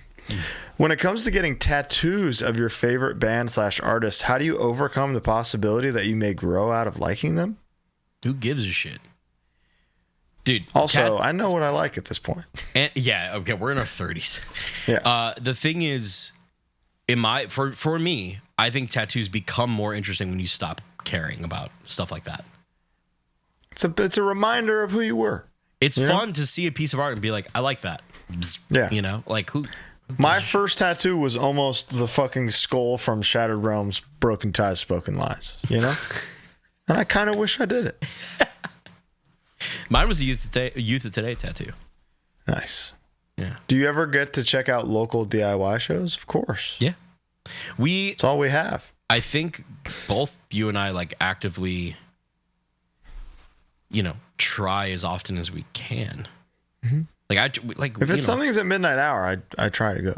This is like what we do. So we don't want to like not go and not. No, then as soon as you're dusty, you're shot. Yeah. Fuck off, Thoughts on Berserk, manga or anime? I haven't seen the anime. Big fan. Obviously, there's no FromSoft RPGs without Berserk. So. Oh, really? He's doing Berserk and all of it. Interesting. It's awesome. Yeah. Theoretically, Twitching Tongues, Dead Body, God's Hate, all have to play back to back. How are you arranging the lineup to deliver your best? I can't. So, Tongues has to go first. First, yeah. Has to. Yeah. And Dead Body uses a different part of my voice that I can't do at the same time as Tongues. So I'll never be able to do those in the same day. Ever. Oh, really? Never. Interesting. It'll never happen. Do you have people that were not Disharmony backers going back and giving it a re-listen with different opinions on the record? Yeah. I've seen a few. It's almost 10 years now. Twitching Tongues is having a renaissance, in my opinion. Yeah. It's like unprecedented. Yeah. Means a lot to us. Good. So we know we've got some goodwill. And you know, putting out a bad record would destroy all of that goodwill. So it's like, we're not going to do a record until we know it's the best one. Mm-hmm. So when you hear that we're putting out a record, just know it's the best one. Can you get an episode where you guys finally go to Blimpie? I'd go to Blimpie. I'd go. They don't want us to go. I don't want us to. And yeah. So. Favorite Bloodborne boss that isn't Ludwig, Lady Maria, Astral Clock Tower. What's a must-do thing in Philly for people traveling there for the first time for This Is Hardcore? Depends on time and if you have a car and blah, blah, blah. King of Prussia Mall is fucking incredible. King of Prussia Mall is incredible. Huge. Santucci's Square Pizza is my favorite local Philly pizza place. But Lorenzo's is also like a big tourist thing because the big fucker slice that I ate 5 of one time. 5? Eat 5.5. So if you go to Lorenzo's, if you're in Philly for this is hardcore right now, if you're driving there right now, go to Lorenzo and Sons Pizza and get 5 slices. And if you can finish them, you're on my level. When was this? Was this like peak? Peak fat. 260. 260. Yeah, it might have been 262 after that meal, you know? If you don't mind me asking, when you got real thin, yeah, which is equally we've covered this. Thinnest? Yeah, how much were you? 165. 100 pounds. Holy shit. You couldn't even see me walking around. Wow. I was invisible. 260, yeah. 260 to 165. Is it Pat's King of Steaks? That the one that the cheesesteak place? Well, it's Pat's and Geno's are like the 2 competitors. Oh, those are the Joe's is my favorite. Joe's. What's the Prince of Steaks? Steve's Prince of Steaks. Steve's Prince of Steaks. Banger. I'm a Joe's man. Right down the street from the venue that this hardcore is at is Federal Donuts. Great donuts. Fed Nuts, dude. Banger. Great donuts. If you find yourself in Fishtown, there's a coffee place called Coffee House 2, TOO. Big fan. There's a great place called Sushi Royale. They have an omakase and a normal restaurant too, but outstanding sushi. Laser Wolf and Zahav are excellent Middle Eastern food. Beautiful. Friendly hello, welcome from the Downbeat Discord. Oh, welcome. Hello. Anything you and Bo have cooking up this year that you want to tease for us? Yes. Enough said. Next question. Is throttling someone like Homer does to Bart an acceptable pit move? That's hilarious. That sounds awesome. I think... I'm going to give it a shot. It's an acceptable pit move if you accept the consequences. Yeah. Because somebody might think you're choking someone, and then you're a dead man. Dead, yeah. Do you fuck with Chapel Roan? Dude, if Pink Pony Club comes on, that fucking melody, the pre-chorus specifically, what have you done, is in my head the rest of the day. Good Luck Babe, bridge is like insane. I think next record I'll be all in. Yeah, I agree. I like some of the tracks. I agree. I was like, I thought it was kind of boring, and then I put together that she's doing Kate Bush, and then it like really clicked for me. Gotcha. Now I'm in. I'm in. I think she's awesome. Unbelievable singer and writer, and like the like digital footprint of her work ethic at being so present on the internet is impressive. Like she just made it happen. So I'm all in. I'm all in on. Yeah, I'm a fan for sure. Touring cities tier list. Oh man, that would be a bloodbath. Yeah, but also I think we'd get in trouble for that. But I'm down. Yeah, you know what the thing is? It's not even trouble. I don't want someone to be like, "Oh, I'm from this place. We suck." Like, wow, what a bummer. I don't. And that's just not what that means. Right. It's just like, well, you're not San Antonio. You're not. Exactly. You're not Southern California. You know. 100%. Yeah. Youngest kid you've seen become a lifelong part of the scene. Probably like Freddie Madball, maybe. No, Morgan Miller. Morgan Miller was 9 years old playing guitar for the Sheds. 9. Morgan now plays in Cosmic Joke. Yeah. 9 years old. When Double Cross put out our 7-inch, I was 15. Pretty good. So for a minute, it was me and Chris. We were the two young. We were the babies. But yeah, I 9's gonna take it for me. 9's gonna take it. That's crazy. It always does. If you had to pick a band to have the next breakthrough, I mean, they said example now, Torture blowing up, but that's like nothing's coming close to that. Well, this year, if I had to pick, is it pick a band who's going to, or that I would like to? Yeah, who's going to? Speed just put out a record, right? Mm-hmm. And they already broke through. But you don't think there's another level to get to? Yeah, but I think hardcore wise, like they're a festival headliner. Okay. You know, yeah, fair. Within a year. Ingrown. Ingrown. I would love that. Firestarter. I would love that. Yeah, that's my pick. Love it. You best European compliment you received on this tour? I got a lot of you look skinny, which is like just a little like thank you. You know what I mean? Let me tell you about your body. Yeah, you know. Yeah. Obviously it's a good thing, but I don't know, whatever. I think that's one thing that is not meant in malice. Yes, I agree. Because it could be the opposite, and it would be the opposite from them. Yeah. I didn't You've get got any some fat. I didn't get any of the backhanded compliments this That's time. good. I don't think. Good. Y'all fuck with Woods of Ypres at all? R.I.P. to the homie from Woods of Ypres. I know he passed away. I liked a couple songs. It was like typo worship. Mm-hmm. But like very much so in a way that was like, okay. Mm-hmm. I liked it. I didn't love it, but R.I.P. to the homie. As an European, I have a question for all you American hardcore people. This is a good question. For example, at Sound and Fury, why most people playing on stage aren't wearing shorts? Isn't it hot out there? Also seeing pics of you guys, you almost never wear shorts.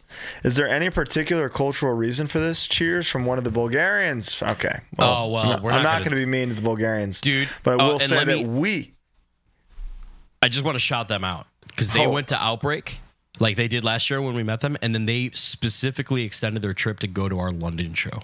Unbelievable. Fucking kings, dude. Unbelievable. All you Bulgarian guys, thank you. And gal, thank you so much. Legends to the Bulgarians. So respect to the Bulgarians. We love you so much. But shorts are fucking stupid. Shorts are for children. Shorts are for on stage. In general, love shorts. You know? When I'm rocking around the house or I'm going to the gym, I'm a short man. Sure, that's different. That's fine. A beautiful pair of spin kicking camo shorts. What's better than that? For me, nothing. On stage, as part of the presentation, if I'm not in Twitching Tongues and I'm seeing Twitching Tongues, you know, and it's supposed to be this gothic, spooky, intense experience. If one of the guys is wearing khaki shorts, I don't believe him anymore. I don't want to see your legs up there. I don't. I think pants are important to the presentation. And there is an exception. Bass players. No, see, I was going to say singers, drummers and singers. Drummers can wear shorts for obvious drummers reasons. Are like mostly in shorts. I wear shorts. Drums. Yeah. And singers, if you're very fit, but you know what's funny? James is very fit. When James plays in shorts often, looks great. When he plays in jeans, looks better. Looks way better. That's my opinion, you know? Yeah. And I just think I hate wearing shorts. I almost never wear shorts. Yeah, I agree. I feel insecure in them. Yeah, same. And ultimately it's that. I guess we can on one hand we can say we think they look silly because we ultimately think they look silly on us. Silly on us. Yeah.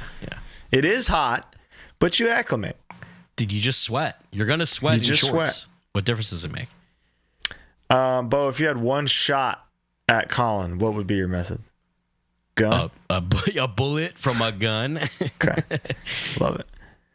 Opinions on jorts? Yeah, I wore them. Have I ever told my Six Flags story about my jorts? Did you shit yourself? No, I went on a water ride and I didn't know what chafing was. Oh, this is your first, you chafed. Walked around all day. I have scars on my thighs from it. I was bleeding down my legs. Did I ever tell you my khaki shorts story? No. This one makes me sad, honestly. Okay. But it's all good now. We're good now. Before a big field trip, I think it was in 4th grade, my dad and I went to like Sears or something, get some shorts for the trip because it was very hot out. Okay. So I got a beautiful pair of khaki shorts. I loved them. Fit like a glove. 4th grade me was like, I've never had anything this nice in my life. Thank you, Dad. You're the best. I love you, Dad. Love you, Dad, so much. Next morning, getting ready for school. Shorts are on. Cereal in a bowl. Oh. Hey Arnold on TV. Right? Yeah. And Gerald, he's hilarious. He's so funny. So he gets me. I'm eating a bite of something. I laugh and I trust a fart that I never should have trusted. You just Shyamalan me, dude. Hole to carpet in less than a second. Liquid diarrhea. Gallons. And so I'm in panic mode now. I smell like shit, covered in shit. My carpet's covered in shit. Oh, no. I'm telling you, like you at fucking Rip Fest, I was ripping fest through the carpet. I changed the string, and I changed shorts, cleaned the poop, put them in the washer, started a load, and probably under 30 seconds. My dad comes down, asks, why aren't you wearing your new shorts, buddy? And I'm not going to be like, well, Dad, I just shit the floor. So I say, in the moment, I'm like, I don't like them anymore. Oh, I got it. Yep. I love my dad. Yeah. You know? Yeah. He was high as fuck. He don't remember me saying that. I brought it up 20 years later. I was like, Dad, I got to tell you about the shorts. I'm sorry. Yeah. He was like, I don't know what the hell you're talking about. So he forgot, but I held on to it for damn near 20 years. Jesus. So khaki shorts, I don't trust them. All shorts, don't trust. Because you might shit the floor. You think he'll get CM Punk on the show? Absolutely. He's technically on it last week. Opinion on cassettes making a comeback. I am very pro cassette tape. I just think they're cool. I just think they're neat. I just like cool. I've explained this before. I like that like an LP is a square, a 7 inches is a square, a CD is a square. A cassette tape is a rectangle, and you have to the layout has to be different. It's its own format. It's cool. Its own thing. And I like that. I totally fuck with them. Yeah. It's another form of physical media. We're pro physical media on this show. We are. On this program. Mm-hmm. God damn it. On this non-physical program. How do y'all explain straight edge to people outside of hardcore? I'll tell you. I'm better than you. I think the way to go about it is to just be nonchalant about it and just be like, oh, it's like it's just like a music thing that I've just been a part of for a long time. It's just a like deeply ingrained cultural thing that means I'm better than you. I just make what's funny is that I just learned, and I can repeat this because it is public on Fat Mike's show. But I told you about this the other day. I guess Brian Baker, who plays in Bad Religion and played in Minor Threat and Dag Nasty, before doing a line of coke every time says, I invented straight edge.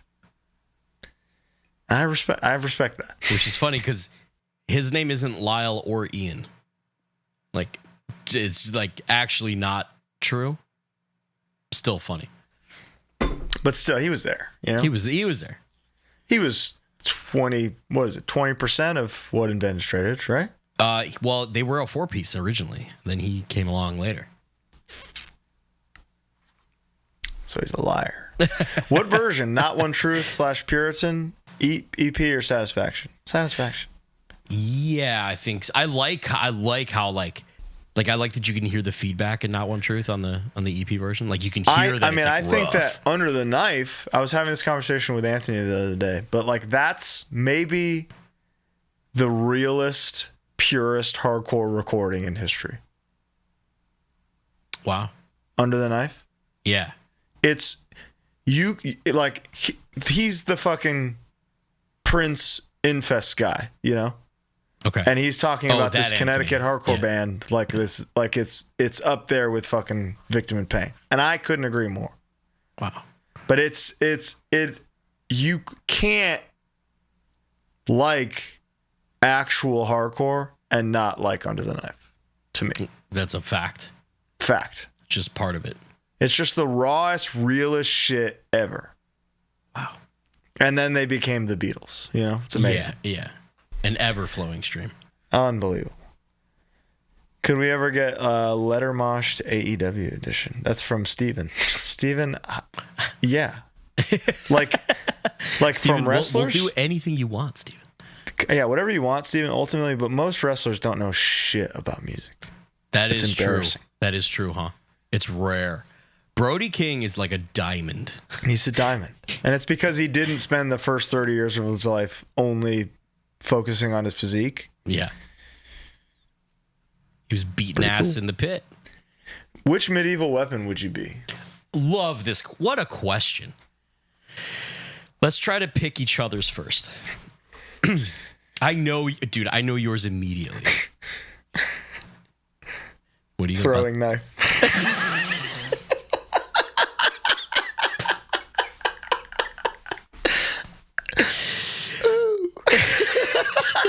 Nah, I'm just kidding. Yours is you're a paladin. Yours is a shield and a sword. You're a sword and board. 100%. I'm a big shield guy. Yeah, in every I know RPG I play, I gotta have a shield. I know it. Hold on. Let me look at you for a minute. Spin around for me, would you? Look at that. It's right there. Mace. What Not a kind? flail. Not a flail. I don't think you have the coordination for a flail. Like a Hatebreed mace? Just like stick with a ball Yeah. and spikes? Spiked mace. I wouldn't say no. I would not say no. Flail, too much danger. You know? Yeah, I would. Too many I risks. would hit my ankle or something. And like, 100%. "Ow," you know. Is that so? You would pick for yourself sword and board too? 100%. Sword and shield. I think for myself, I would pick a 2-sided axe. Dude, but there's so much room for error in the handle. Oh, You got to be so scary. precise with those shots. It's so scary, isn't it? And then you can't really. That's two-handed weapon. But you know what? That's true. Are you a two-handed weapon guy? I don't think so. But here's the problem with the mace. It's a blunt thing. Mm-hmm. And like, you know, when you take a bat, like a metal bat, and you hit something metal, that's what's happening if you're hitting a shield. Yeah. And true. that would. But also, you have potential to rip that shield straight off him. That's true. That's true. And then you still got you could double dual hand a fucking dagger or something. Mm. But I don't two-handed weapon. I don't think is your bag. I don't think I'd be. I'm not big enough for that. I'm not strong enough for two-handed weapon. In like Diablo, the 2-sided mace is a one-handed weapon, so it just that depends. makes sense. Or two, yeah. You know what would be sick is like dual fucking scimitars. You know, Quick, hard twin blades, badass. Do you ever do if you did like an RPG or Skyrim or something? Did you ever do archery? You ever do like the sneak? Dude, archery is the secret build? like overpowered build. It's the best, dude. It's awesome. It's the best. I don't have the aim for it personally, but God, do I wish. Same. What is your stance on the rapid growth of hardcore as it relates to increasing corporate involvement? They've been bleeding us dry for the whole time. Mm-hmm. So I say get it while we can, because it's not going to last forever. But it's also there's an ebb and flow to everything. Integrity played the first Warped Tour. Like everything goes up and down. Like just because it's happening now does not mean it's not happened before. And It won't is happen not again. forever. It's all like this. So take it, Yeah, take it and enjoy use it, Yep. put it back into your scene, into your band, into things that are where you wouldn't be able to do it otherwise. Because we've been around through the doldrums. Yeah. And let me tell you, They're fucking dark, dude. it's dark. Yeah. It's a good thing. It's fine. Best compliment to receive as a guy in a band. It's this. Oh, dude, good point. Good point. Holy shit, that's a really good point. 100%. Also, I like the past, like, hey dude, good set, good tone. Like skip that and hit me with, what are you using? What is that? That's a good one. Like, how did you sound that good? Yeah, what are you doing to do that? And then I love sharing. I love talking shop about that kind of thing. Yeah. For sure. I've been getting, why does your voice sound better? And I can't explain that one. Yes, you can. It's in-ears. Well, but they're barely working half the time. I think it's just growing up, you know? I think there's that, but I truly think in-ears, even for the first song while it works, it's your bing, me, like you're tuning. You're on. You're getting in key. Yeah, I'll at least know that I'm in key, and that's good. Which means, even earplugs help that. It's crazy. Yeah. Would you rather chew aluminum foil for 2 minutes once a day for a decade, or be forced to eat Subway for dinner every day for a year? No joke. I don't have any fillings, so I'll do the foil. I've never had a cavity. I don't have fillings either, but tinfoil doesn't do anything. I'd have to try it. Yeah. Have you ever chewed like a gum wrapper or something? Like the classic. Or you ever remember the grill thing when you put the grill in your teeth? Oh yeah, that's fun. That doesn't hurt your teeth. But chewing it might. It won't do anything if you don't have fillings. 2 minutes once a day for a decade. It's a long time. Or 365 footlongs. Here's the thing: if the decade thing harms my teeth, then yeah, fine, I'll eat a Subway. Is cookie dinner? Oh, you genius! Is cookie dinner? You beautiful bastard. If cookie is dinner, Subway. Easy. Yep. I gotta try the footlong cookie, dude. I hear they never have them. I wouldn't know because I wouldn't bother. Must be good. Yeah. Touche. What's your favorite cookie from there?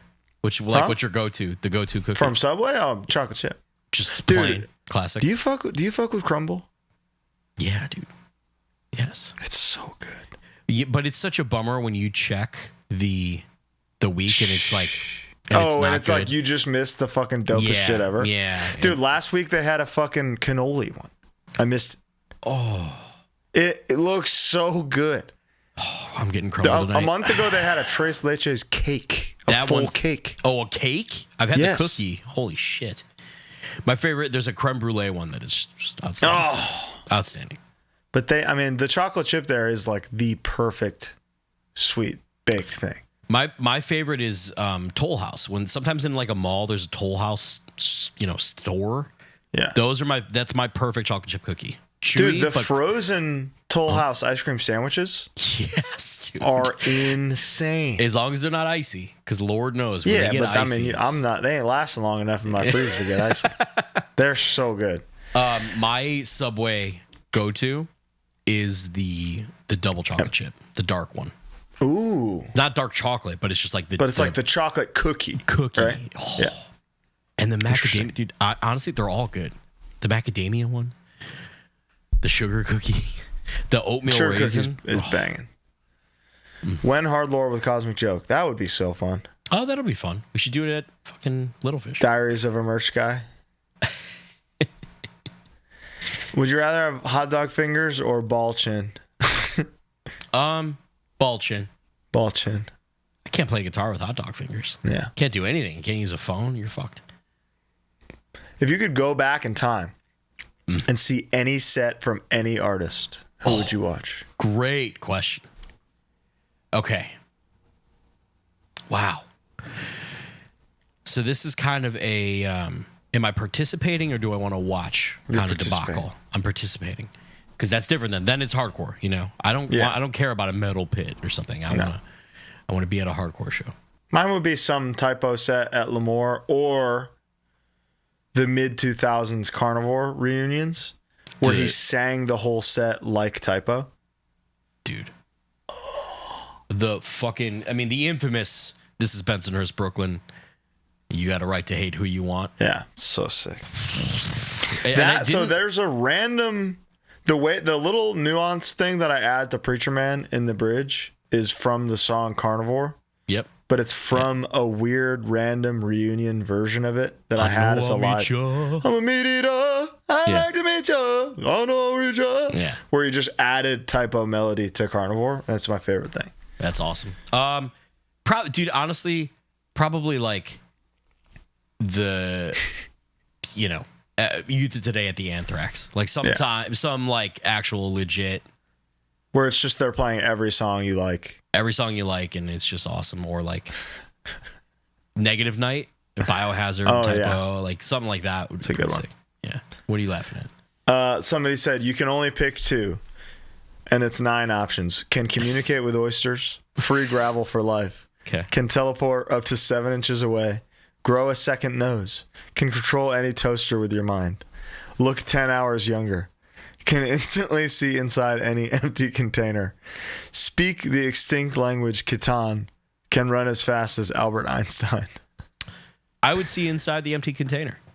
Because Like that's a way you don't have to open something. That's true. You just can tell if it's can communicate with oysters. Probably. Dude, also, imagine you set up on the street and you do one of the ball games, but you're not hiding the ball.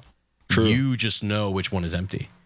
And you could there's something there. There's an angle there. Or as the player, you would. I'm rich. There you go. I'm taking you for all your money. It's good.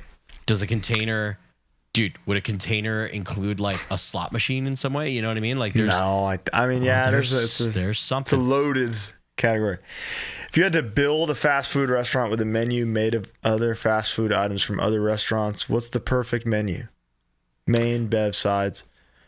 Coca-Cola beverages. Yep. Coca-Cola beverages. Who's got your favorite? Wingstop sides, Cheesecake Factory desserts, In-N-Out menu. Holy shit. You just annihilated me. Yeah, dude. That was, So, wait, what was the desserts? Absolutely. What was the sides? Wingstop sides. So the fries, just the fries? I mean, they got corn. They got all kinds of crazy shit. Oh, I unlocked my first meal back was Dave's Hot Chicken. I ordered some. I unlocked something, and it's the slider sandwich with pickles and a slice of cheese. Oh, is like and a little dippy. Dude, perfect. It's just you're never gonna taste it the way it's meant to be tasted. What, with the sauce? The slaw and the sauce. Oh yeah, the slaw. It's just not for me. It is absolutely fucking goat. It's a goated meal. Dave's Hot. It's up there with Wingstop, dude. I don't think it's as important, as Wingstop. Wingstop is king, but man, is it up I there. would go to Wingstop over like local wing places, but here I'm going to Howlin' Ray's over Dave's, no problem. Howlin' Ray's is fucking insane. I want it so bad. What band is long overdue a reunion? Dude, they've all done them. Yeah, I don't know. They've all done them. Title Fight? I guess that's it. Yeah, that's the last one. Colin has talked about Hatebreed and Bo has talked about punk and Metallica, but do you both remember the exact song that made you want to start playing your respective instruments? Grimlock, Mountain of Power, the China break, dun dun dun dun, that. Hearing the China was like, I gotta know what that is. I want to hit that thing. So the first day on the kit, I was just hitting the China and trying to like add kick and snare, but it was mostly just China. Yeah. Taylor didn't know I was playing. He wasn't home. He was pissed. I beat the fuck out of his 10-inch Wuhan, destroyed that thing. But it was that. It would be power chords, and it was I want to be cool and be like, yeah, it was For Whom the Bell Tolls, but it was probably Enter Sandman. That's probably the first notable. Jin, jin, jin, jin, jin, jin. I was like, what is? How do they do that? Because like Led Zeppelin doesn't really do that. Like Communication Breakdown has palm muting in it, but it's so lightly overdriven that you don't really, Of course. And when Enter Sandman came out, I was 4 when it came out, but when it's really like in my mind, I'm like 8, 9, and I got my first guitar when I was 10. You know? And so it's the first thing you're like, oh, I have to learn this one. I got to learn how to do that. And then I remember a friend came up to me in school who knew I played guitar, and he did too. And he was like, hey, do you know power chords? And I said, yeah, I know a couple. Because I was just lying. I didn't know what a power chord was. I thought there were a million different ones. I didn't know that it was one thing that you could just play. And once I figured that out and then figured what palm muting was, it was like, oh, well. I'm God. I'm the best guitar player ever. Yeah, that's fair. Being food people and also straight edge, how do you feel about food made with alcohol? Don't give a shit. Don't give a shit. It's out of there. Don't give a single fuck.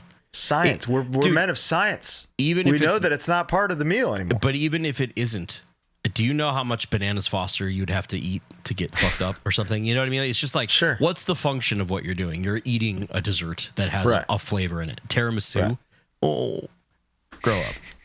Grow the fuck up.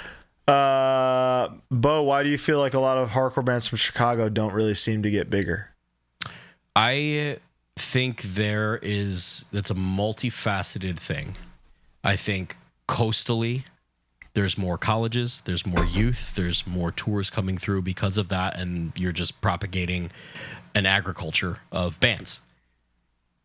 Chicago is a place that is kind of in the middle. It's hard to get to. You know, it's not like easy for a band from LA to tour to get to Chicago. But it's a certified A market, and something I've noticed, this is just me, it's kind of a recent thing that Chicago is really fucking with Chicago bands. Yeah, 100%. 100%. And it starts with you all. No. It starts with young people. Absolutely. That's what I mean, the greater you all. Yes. So the young people in this city are starting to do more bands after they've been influenced by X, Y, and Z. All good. That's what you need. And that's what you need, 100%. But there's something that I don't know if people realize is like, LA was always good. And every time we've ever played LA, it's always been good. New York was a place that was more similar to Chicago where there's oversaturation. There's a lot of shit going on all the time. Chicago is very much like that. Also, LA, for some reason, loves out-of-town bands. Cool. It's easier to get over as an out-of-town band than it is to be a local band. Oh, it's the same here. Or at least it was. I think it probably still is. But, you know, Chicago's got Lollapalooza and Riot Fest and has had those things for a long time. So, yeah, it's an A market, but not necessarily for... And also... Chicago hardcore bands aren't on those. Yeah, exactly. Who is your Persona 5 Royale confidant based on their personal growth as a character? Makoto, easy. Are you guys aware the Virginia Tech football team creative director uses exclusively hardcore as background music for his post? Yeah, my wife knows him for some reason. We follow each other. He's cool. He seems cool. How does having 3 guitars live work, for God's sake? It just does, brother. You just do it.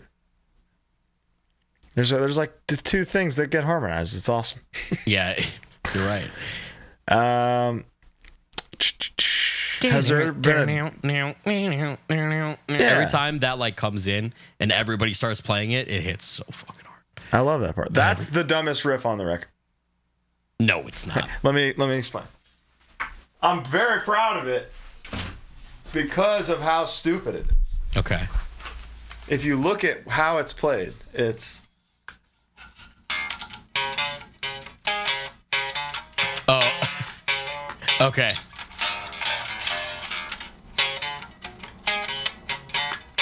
Okay. That's the whole thing. For people who don't know like guitar or anything like that what he just did is like having the lock, like your passcode on your phone being like all in one row. Yeah, it's one tiny little box where everything happens to take place. Yeah. But you're doing just enough different. Yeah. Where that it doesn't sound exactly the same the whole time. So that one, I was like kind of devastated to hide that in the bridge of a song because I wanted to build a verse around it. But it needed something there, and it was like, all right, I might as well make this a cool moment out of this riff that I really like. I think it worked. And that happens to be the dumbest riff on the record.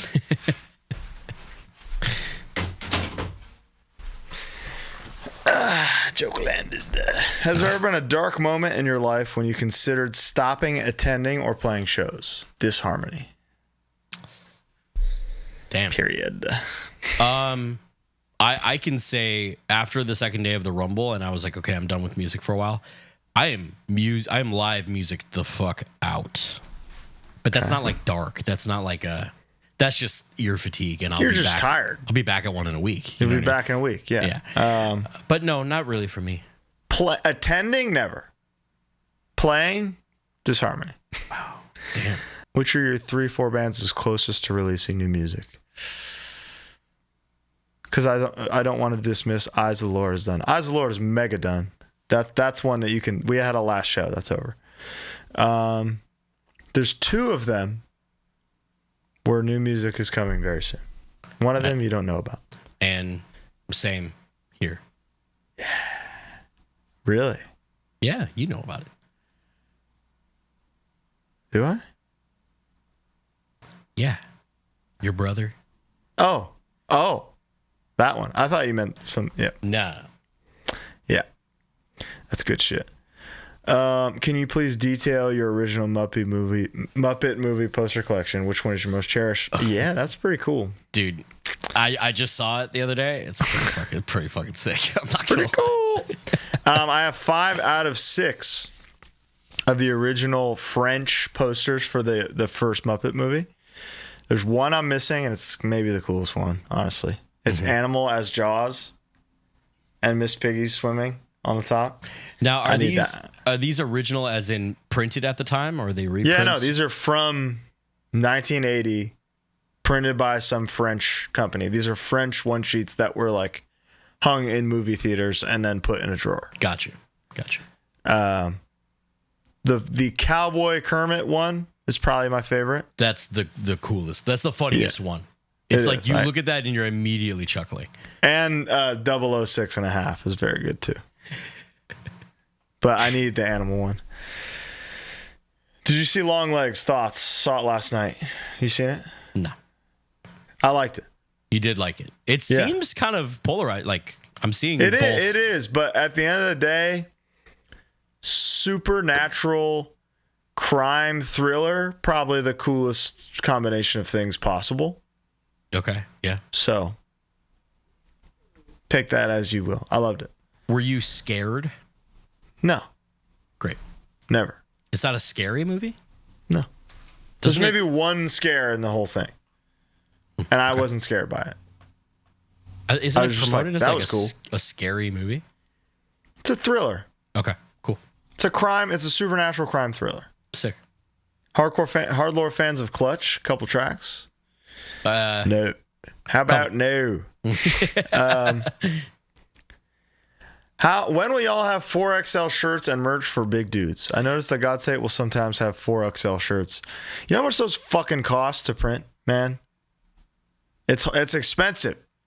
Like you guys would have to be willing to pay that extra. You know what I mean?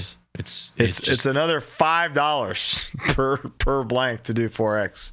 Well, and that's also a thing. Like, a screen on a size small shirt looks crazy. The same size screen on a 3X looks crazy. And that on a 4X looks... So it's like you got to do another screen at that point. Yeah. Which is just not financially sustainable. But we try to do it online as often as we can, because it's like, why not have that option there? Yeah. But at shows, I got one. I'm going to sell one. Right. Yeah, that's the other thing 3X, too. I'm selling 2. Yeah. So it's ultimately it's what sells. Yeah. Marry, fuck, kill, queso, pico, guac. I'll kill queso, marry pico. I'm fucking that guac up. Kill pico. Fuck queso. Marry guac. This man's fucked up. You gotta get your mind straight, dude. With the recent introduction of the ear mic, who would be your top 5 most influential ear mic? The headset? Britney, Phil Collins, Britney Spears. Michael Jackson. Colin Young. How is your restaurant exploring going? Any standouts so far? Yeah, what did I just try that I loved? We had Salty Girl. That was very good. I fucking love salty grill. Taylor and I had a real nice meal. Oysters, tinned fish. The lobster roll was fucking crazy.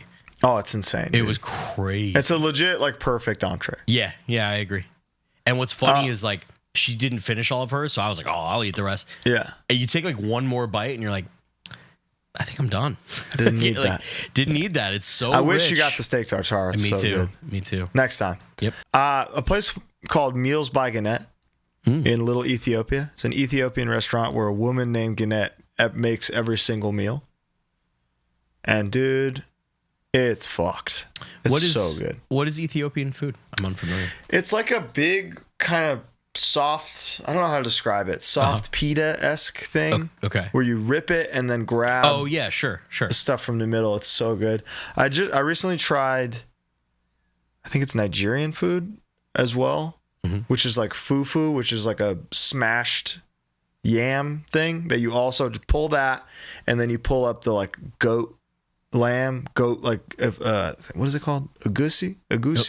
Is that what there's that one TikTok where they like turn it upside down and it's like a series and they're like eating it as quick as possible because it's so good. Yeah, I wonder if that's the same thing. I don't know. Yeah, but that both sounds are familiar. fucking banging. I love lamb. Lamb is lamb is incredible. So expensive though. Master killer of coffee / energy drink. It's the pineapple lime tonic from Highlight Coffee in Glendale and Pasadena, California. I just had a lime tonic, espresso tonic from Likewise in Milwaukee. That was fucking banging. Fantastic. Lime, dude. Who knew? Love it. God, do I love it. What about energy drinks? What do you go to when you want to? Sugar-free Red Bull or White Monster. I'll go sugar-free Red Bull or yerba mate if they got it. See, I'm not a big yerbman. Love it. Are they? They're not carbonated, right? The skinny cans are. The bigger ones are. Not. I got to try a carbonated one. Yeah, they're good. They're called like sparkling yerba, but they look the same, just skinny can. I'm interested. For both of you, what songs from your earlier albums from respective bands would you add back to the set list or revisit on a future LP/EP?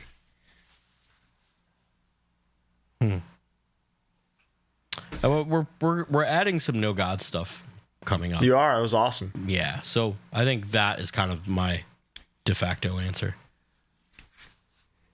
Admission of Guilt, God's Hate, and I would like to re-record Distance Clause, I think. Interesting. I could see that. I changed the second chorus in a way that I would like to record. You know? Mm-hmm. Preferred build in Souls games. Spell sword, bitch. Favorite place to play or visit in the South? Lipan, Texas, baby. Dude. Play? I love Texas. Yeah. I fucking love Texas. San Antonio, Dallas. Austin was really good on that Kublai tour. Austin's banging right now. Real good. Yeah, that was really good. I enjoyed down there. Update on Dead Body Tribal Gaze split. That motherfucker is done. Will we see HardLore branch into other game shows at live events? Yeah. I think we got to get some more Family Feuds done before we can do that. Yeah. But like, me as Alec Trebek? Come on. Yeah. R.I.P. But come on. Come on. HardLore Stories on tour when? That's the dream. Oh, yeah. That's hey, send the offers. Straight up. You fuck with Al's Beef in Chicago? Yeah. Al's is the OG. I respect it. They still have the counter where you stand over it and lean so you don't get mess on your shoes and stuff. Like, it's the OG, and I respect it. I just happen to prefer Portillo's. God, I need a big beef so fucking bad. I'm ordering the Portillo's Lou's pizza. Dude, I need it. Fuck yeah. This is a great question. Lay it on me. A deli approaches you guys and says they want to introduce Colin and Bo's signature sandwiches. I love it. What fixins you guys cooking up? Let's go, dude. Let's go. You know what's fun about this is we'll have different answers just because our food preferences are so different. So I'm immediately thinking a chicken parm, something along those lines. Something hot sub. Yes, maybe. If not, it's gonna be like Jersey Mike's. Like, it's just gonna be like, okay, let's think. It's gonna be my cold sub would be a roast beef and turkey with provolone. Standard veggies, some lettuce, Iceberg lettuce, standard. Good tomatoes, if you can guarantee good tomatoes. Very light red onions, very light. They are overpower, Yeah. Oil and vinegar, some shake on there, and then the relish, the fucking cherry pepper relish. Cherry pepper relish. You gotta have the cherry pepper relish. I would. Let's think here. Oh, and a pickle, a nice spear Gotta pickle have on pickle. that. Gotta Big have old spear. I would want to do like a cheesesteak style chopped steak. Yeah. Couple cheeses on there. Maybe a mozzarella and a provolone. Ugh. Cherry pepper relish, obviously. Yeah, has to. Oil vinegar up the ass. Mm-hmm. What kind of sauce? I'm going to make an amendment to mine, remove the cherry pepper relish, add a sweet jardinere to tie Chicago into it. That's beautiful. Yeah. Beautiful. I would do the fucking little chunks of, pickled chunks of pickle. Love that. And chunks of tomatoes in there. Oh, with it. Good. What kind of sauce do I want though? Probably like a garlic, like a spicy garlic aioli, like a sushi spicy mayo. Yeah. I know that you're not down with that, but I would try that because that's unique and something that is. Or maybe like a sriracha mayo. I try it. And then what would you call it? What would I call it? Yeah, the big fucker. Lettuce too. I love lettuce on a sub. You gotta have a little crunch in there. Yeah, absolutely. Beautiful. Curious your guys' thoughts on Northern Unrest bands after seeing DOP as well as the bands coming up in UK. HC also come to Northern Unfest. As we've said before, you get us there. Well, that not just that, but I think what is happening in Glasgow is the perfect example of just what hardcore is and should be. Yeah. Remember just how keep fucking grinding in your home until other people notice. When we were earlier, when someone was like, "I'll do the city tier list," that's an example of maybe a city being lower on a tier from a playing standpoint. Obviously, Glasgow is gorgeous. Yeah, that would move up due to and now people being it's a certified A market. There you go. That's a all perfect because example. Of things we were talking about with Chicago. Yep, a new crop of people come. Start these bands. It creates this whole new culture where the local people love the bands so much that other people come to just to see and experience that love. It's beautiful. Let's not discredit the value of social media and viral clips, like DOP guy fucking having the craziest swag ever. Love to see it. What are your current go-to recipes to make?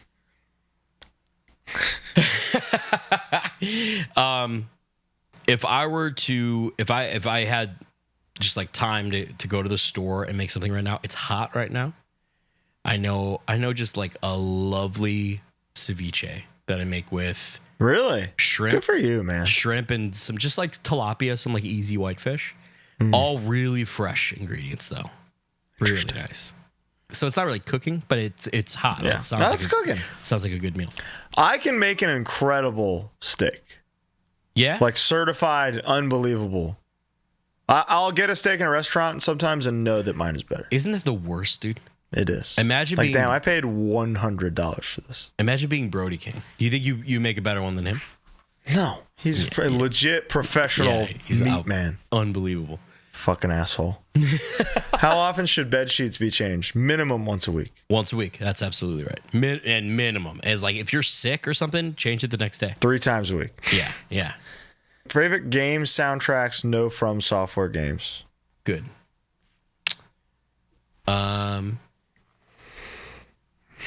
Skyrim's undeniable. That's an incredible one. Jeremy Soule. Respect.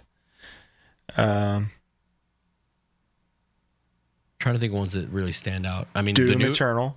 Oh, dude. Gets me jacked every time. Up. Mario 64. Yeah. Kingdom Hearts. Soundtracks. Tony Hawk's Pro Skater 2. Yeah. The newest Red Dead 2, like just the ambient guitar Beautiful picking score. music. It's unreal. So nice. Oh, dude, I got one. Stardew Valley. Have you ever played Stardew? Yeah. Dude, when I got home, I wanted something kind of like menial and just full of tasks to like zone out and play. So I started a new farm. And the soundtrack changing with every season and shit, it's just like, oh man, it's so beautiful. Pleasant. It feels so good. Hades has a great one. Hades, when the battle starts, it's like, yeah,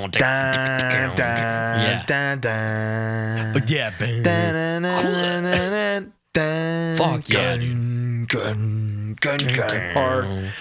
Animal Crossing. The Bone Hydra. Yeah, dude. Animal Hydra.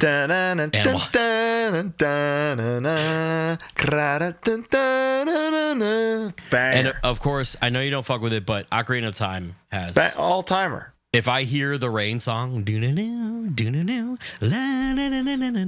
like, I'm in another place. That and the Zelda theme song is like top 5. Dun, dun, dun. Dun, dun, dun. Or the dun dun dun dun dun.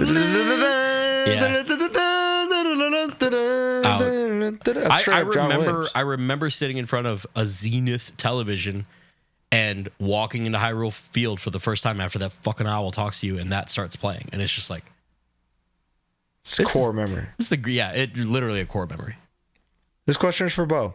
I love how you've gotten into Crosby, Stills, Nash and Young. Any other 60s, 70s jam folk, i.e. the band, Allman Brothers, etc.? Well, I'm not into Crosby, Stills, Nash and Young. I'm into Crosby, Stills and Nash. It's an important distinction. Are you not a Neil Young guy? I'm not really a Neil Young guy, but I'm not a hater. Okay. I just haven't started my journey yet. But basically the actual answer to that question is like, I like America. I like fucking Lynyrd Skynyrd and Creedence and like all like classic rock stuff.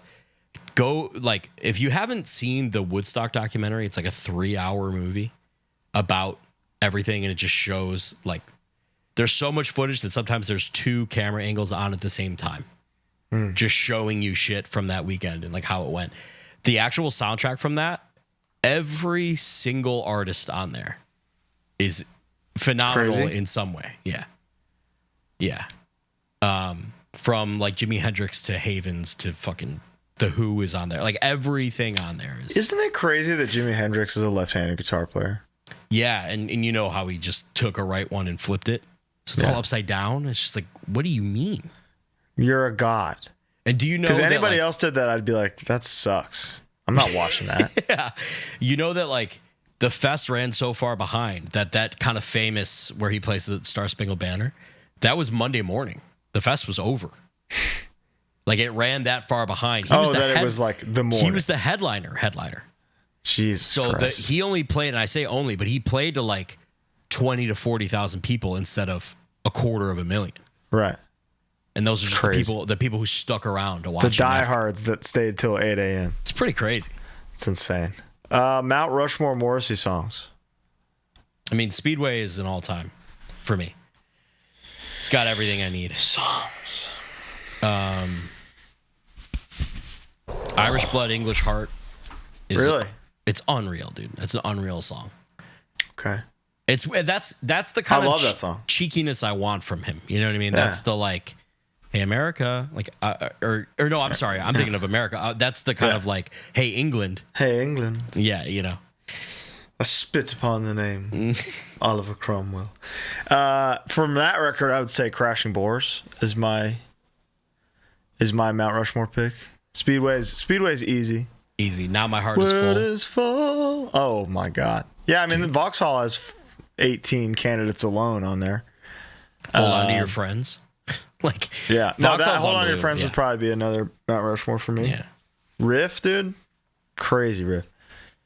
Oh, I'll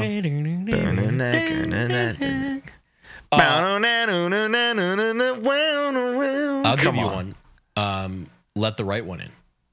Yeah, it's just like such a fun song, and there's like bells in it and stuff. I love that song. It's a deep cut. I like it. Agreed. Maybe Dear God, Please Help Me, number 4. Co-written by Ennio Morricone. Really? I did not know that. Wow. There's a video of it being played with a full orchestra. Is Morrissey singing, or is it just the song? Yeah, no, it's he's sitting there watching the orchestra record, and like none of that makes it to the record. It's out there, so it's somewhere. It exists, but it's weird that he was probably just like, it's too much. Just think it's over. Takes away from me. Yeah. Any weird, dumb eating habits? For me, the last full bite of my meal has to be the protein. 100%. I'm the same way. Well, the last full bite of my meal needs to be everything, like a all-in-one bite. You do sides and? Yeah. Well, on a meal with fork and knife. Okay. If that makes sense. So, like, if I'm having steak, potato, and peas, I get like a little combo. That's my last bite. I kind of have to do that. I'll tell you, the most annoying thing that's been going on with me for the last 2 years is I start eating too fast and my esophagus fills up with food and I feel like I'm going to fucking pass out. Ew. Dude, it's killing me. How do you do that? I don't know if I have something going on or what it's. So I tweeted about it a while ago and people gave me all kinds of scary ass things. And it's basically, I just have to slow down. What happens is I get so hungry, I eat too fast. You got to chew 20 times minimum per bite. Yeah, I definitely don't do that. Okay. Well, yeah. Full House taught me that when I was 6. So you should have watched more TV. Well, it didn't happen to me when I was 6. Well, you should have watched Full House now. How long do you think your respective bands would last in Green Room? Neither of our bands would have played that show. Yeah, straight up. But if somehow we did, I think both of our bands would do very well. To be honest with you, I think we'd be okay. I think they would have seen Sean coming and been like, "Oh, this guy's cool." And Sean would very quickly have to correct them. Hey, yo. I'm not like you. I'm not like you, son. Yeah, I think we'd do all right. I think we'd be fine. Also, I was Colin Young Vines. Do they still exist on the internet? Sadly, no. Dude, what a shame that all Vines just like got lost. That's so stupid. It ain't right. Bring it back. Elon, you fucking loser. You're the only one with the power to bring it back. You piece of shit, scumbag, freak. Fuck you. That concludes this Q&A. Thank you all so much for joining us this week. We love you immensely. Yeah. Bigly. It's been... This is so fun. Yeah, it felt so good to just like sit down and yap, you know? And now we get to just sit for a little while. We get to take the day off finally. It's really nice. It's really nice. I'm going to go see Twisters in 4D. Dude, 4D? So I know it like blows and it'll like mist and stuff. Did the seats move? Big time. So that's the movie that like that's... It's like I remember... I bet 4D has never seen business like this. Yeah, because I know like the Batman came out in 4D. Yeah, but it's like, what would happen there, you know? I don't want to see that. I want to watch the Batman. But I want to just... But Twisters, I want to get my ass I want to be dude. twisted. Oh my God, that sounds so fun. Yeah. That sounds awesome. So come on over. I'll see you in 2 hours. All right. Thank you all for watching so much. We love you. We'll be back next week, maybe with the hardest band of all time. Yeah. Nice. Got some good interviews planned. We got some guests we're working on. Keeping it fresh, keeping it rolling. Thank you all for an amazing first half of the year. Yep. Patreon. We love you all. Thank you. Get on that Patreon. All right. Bye. Bye.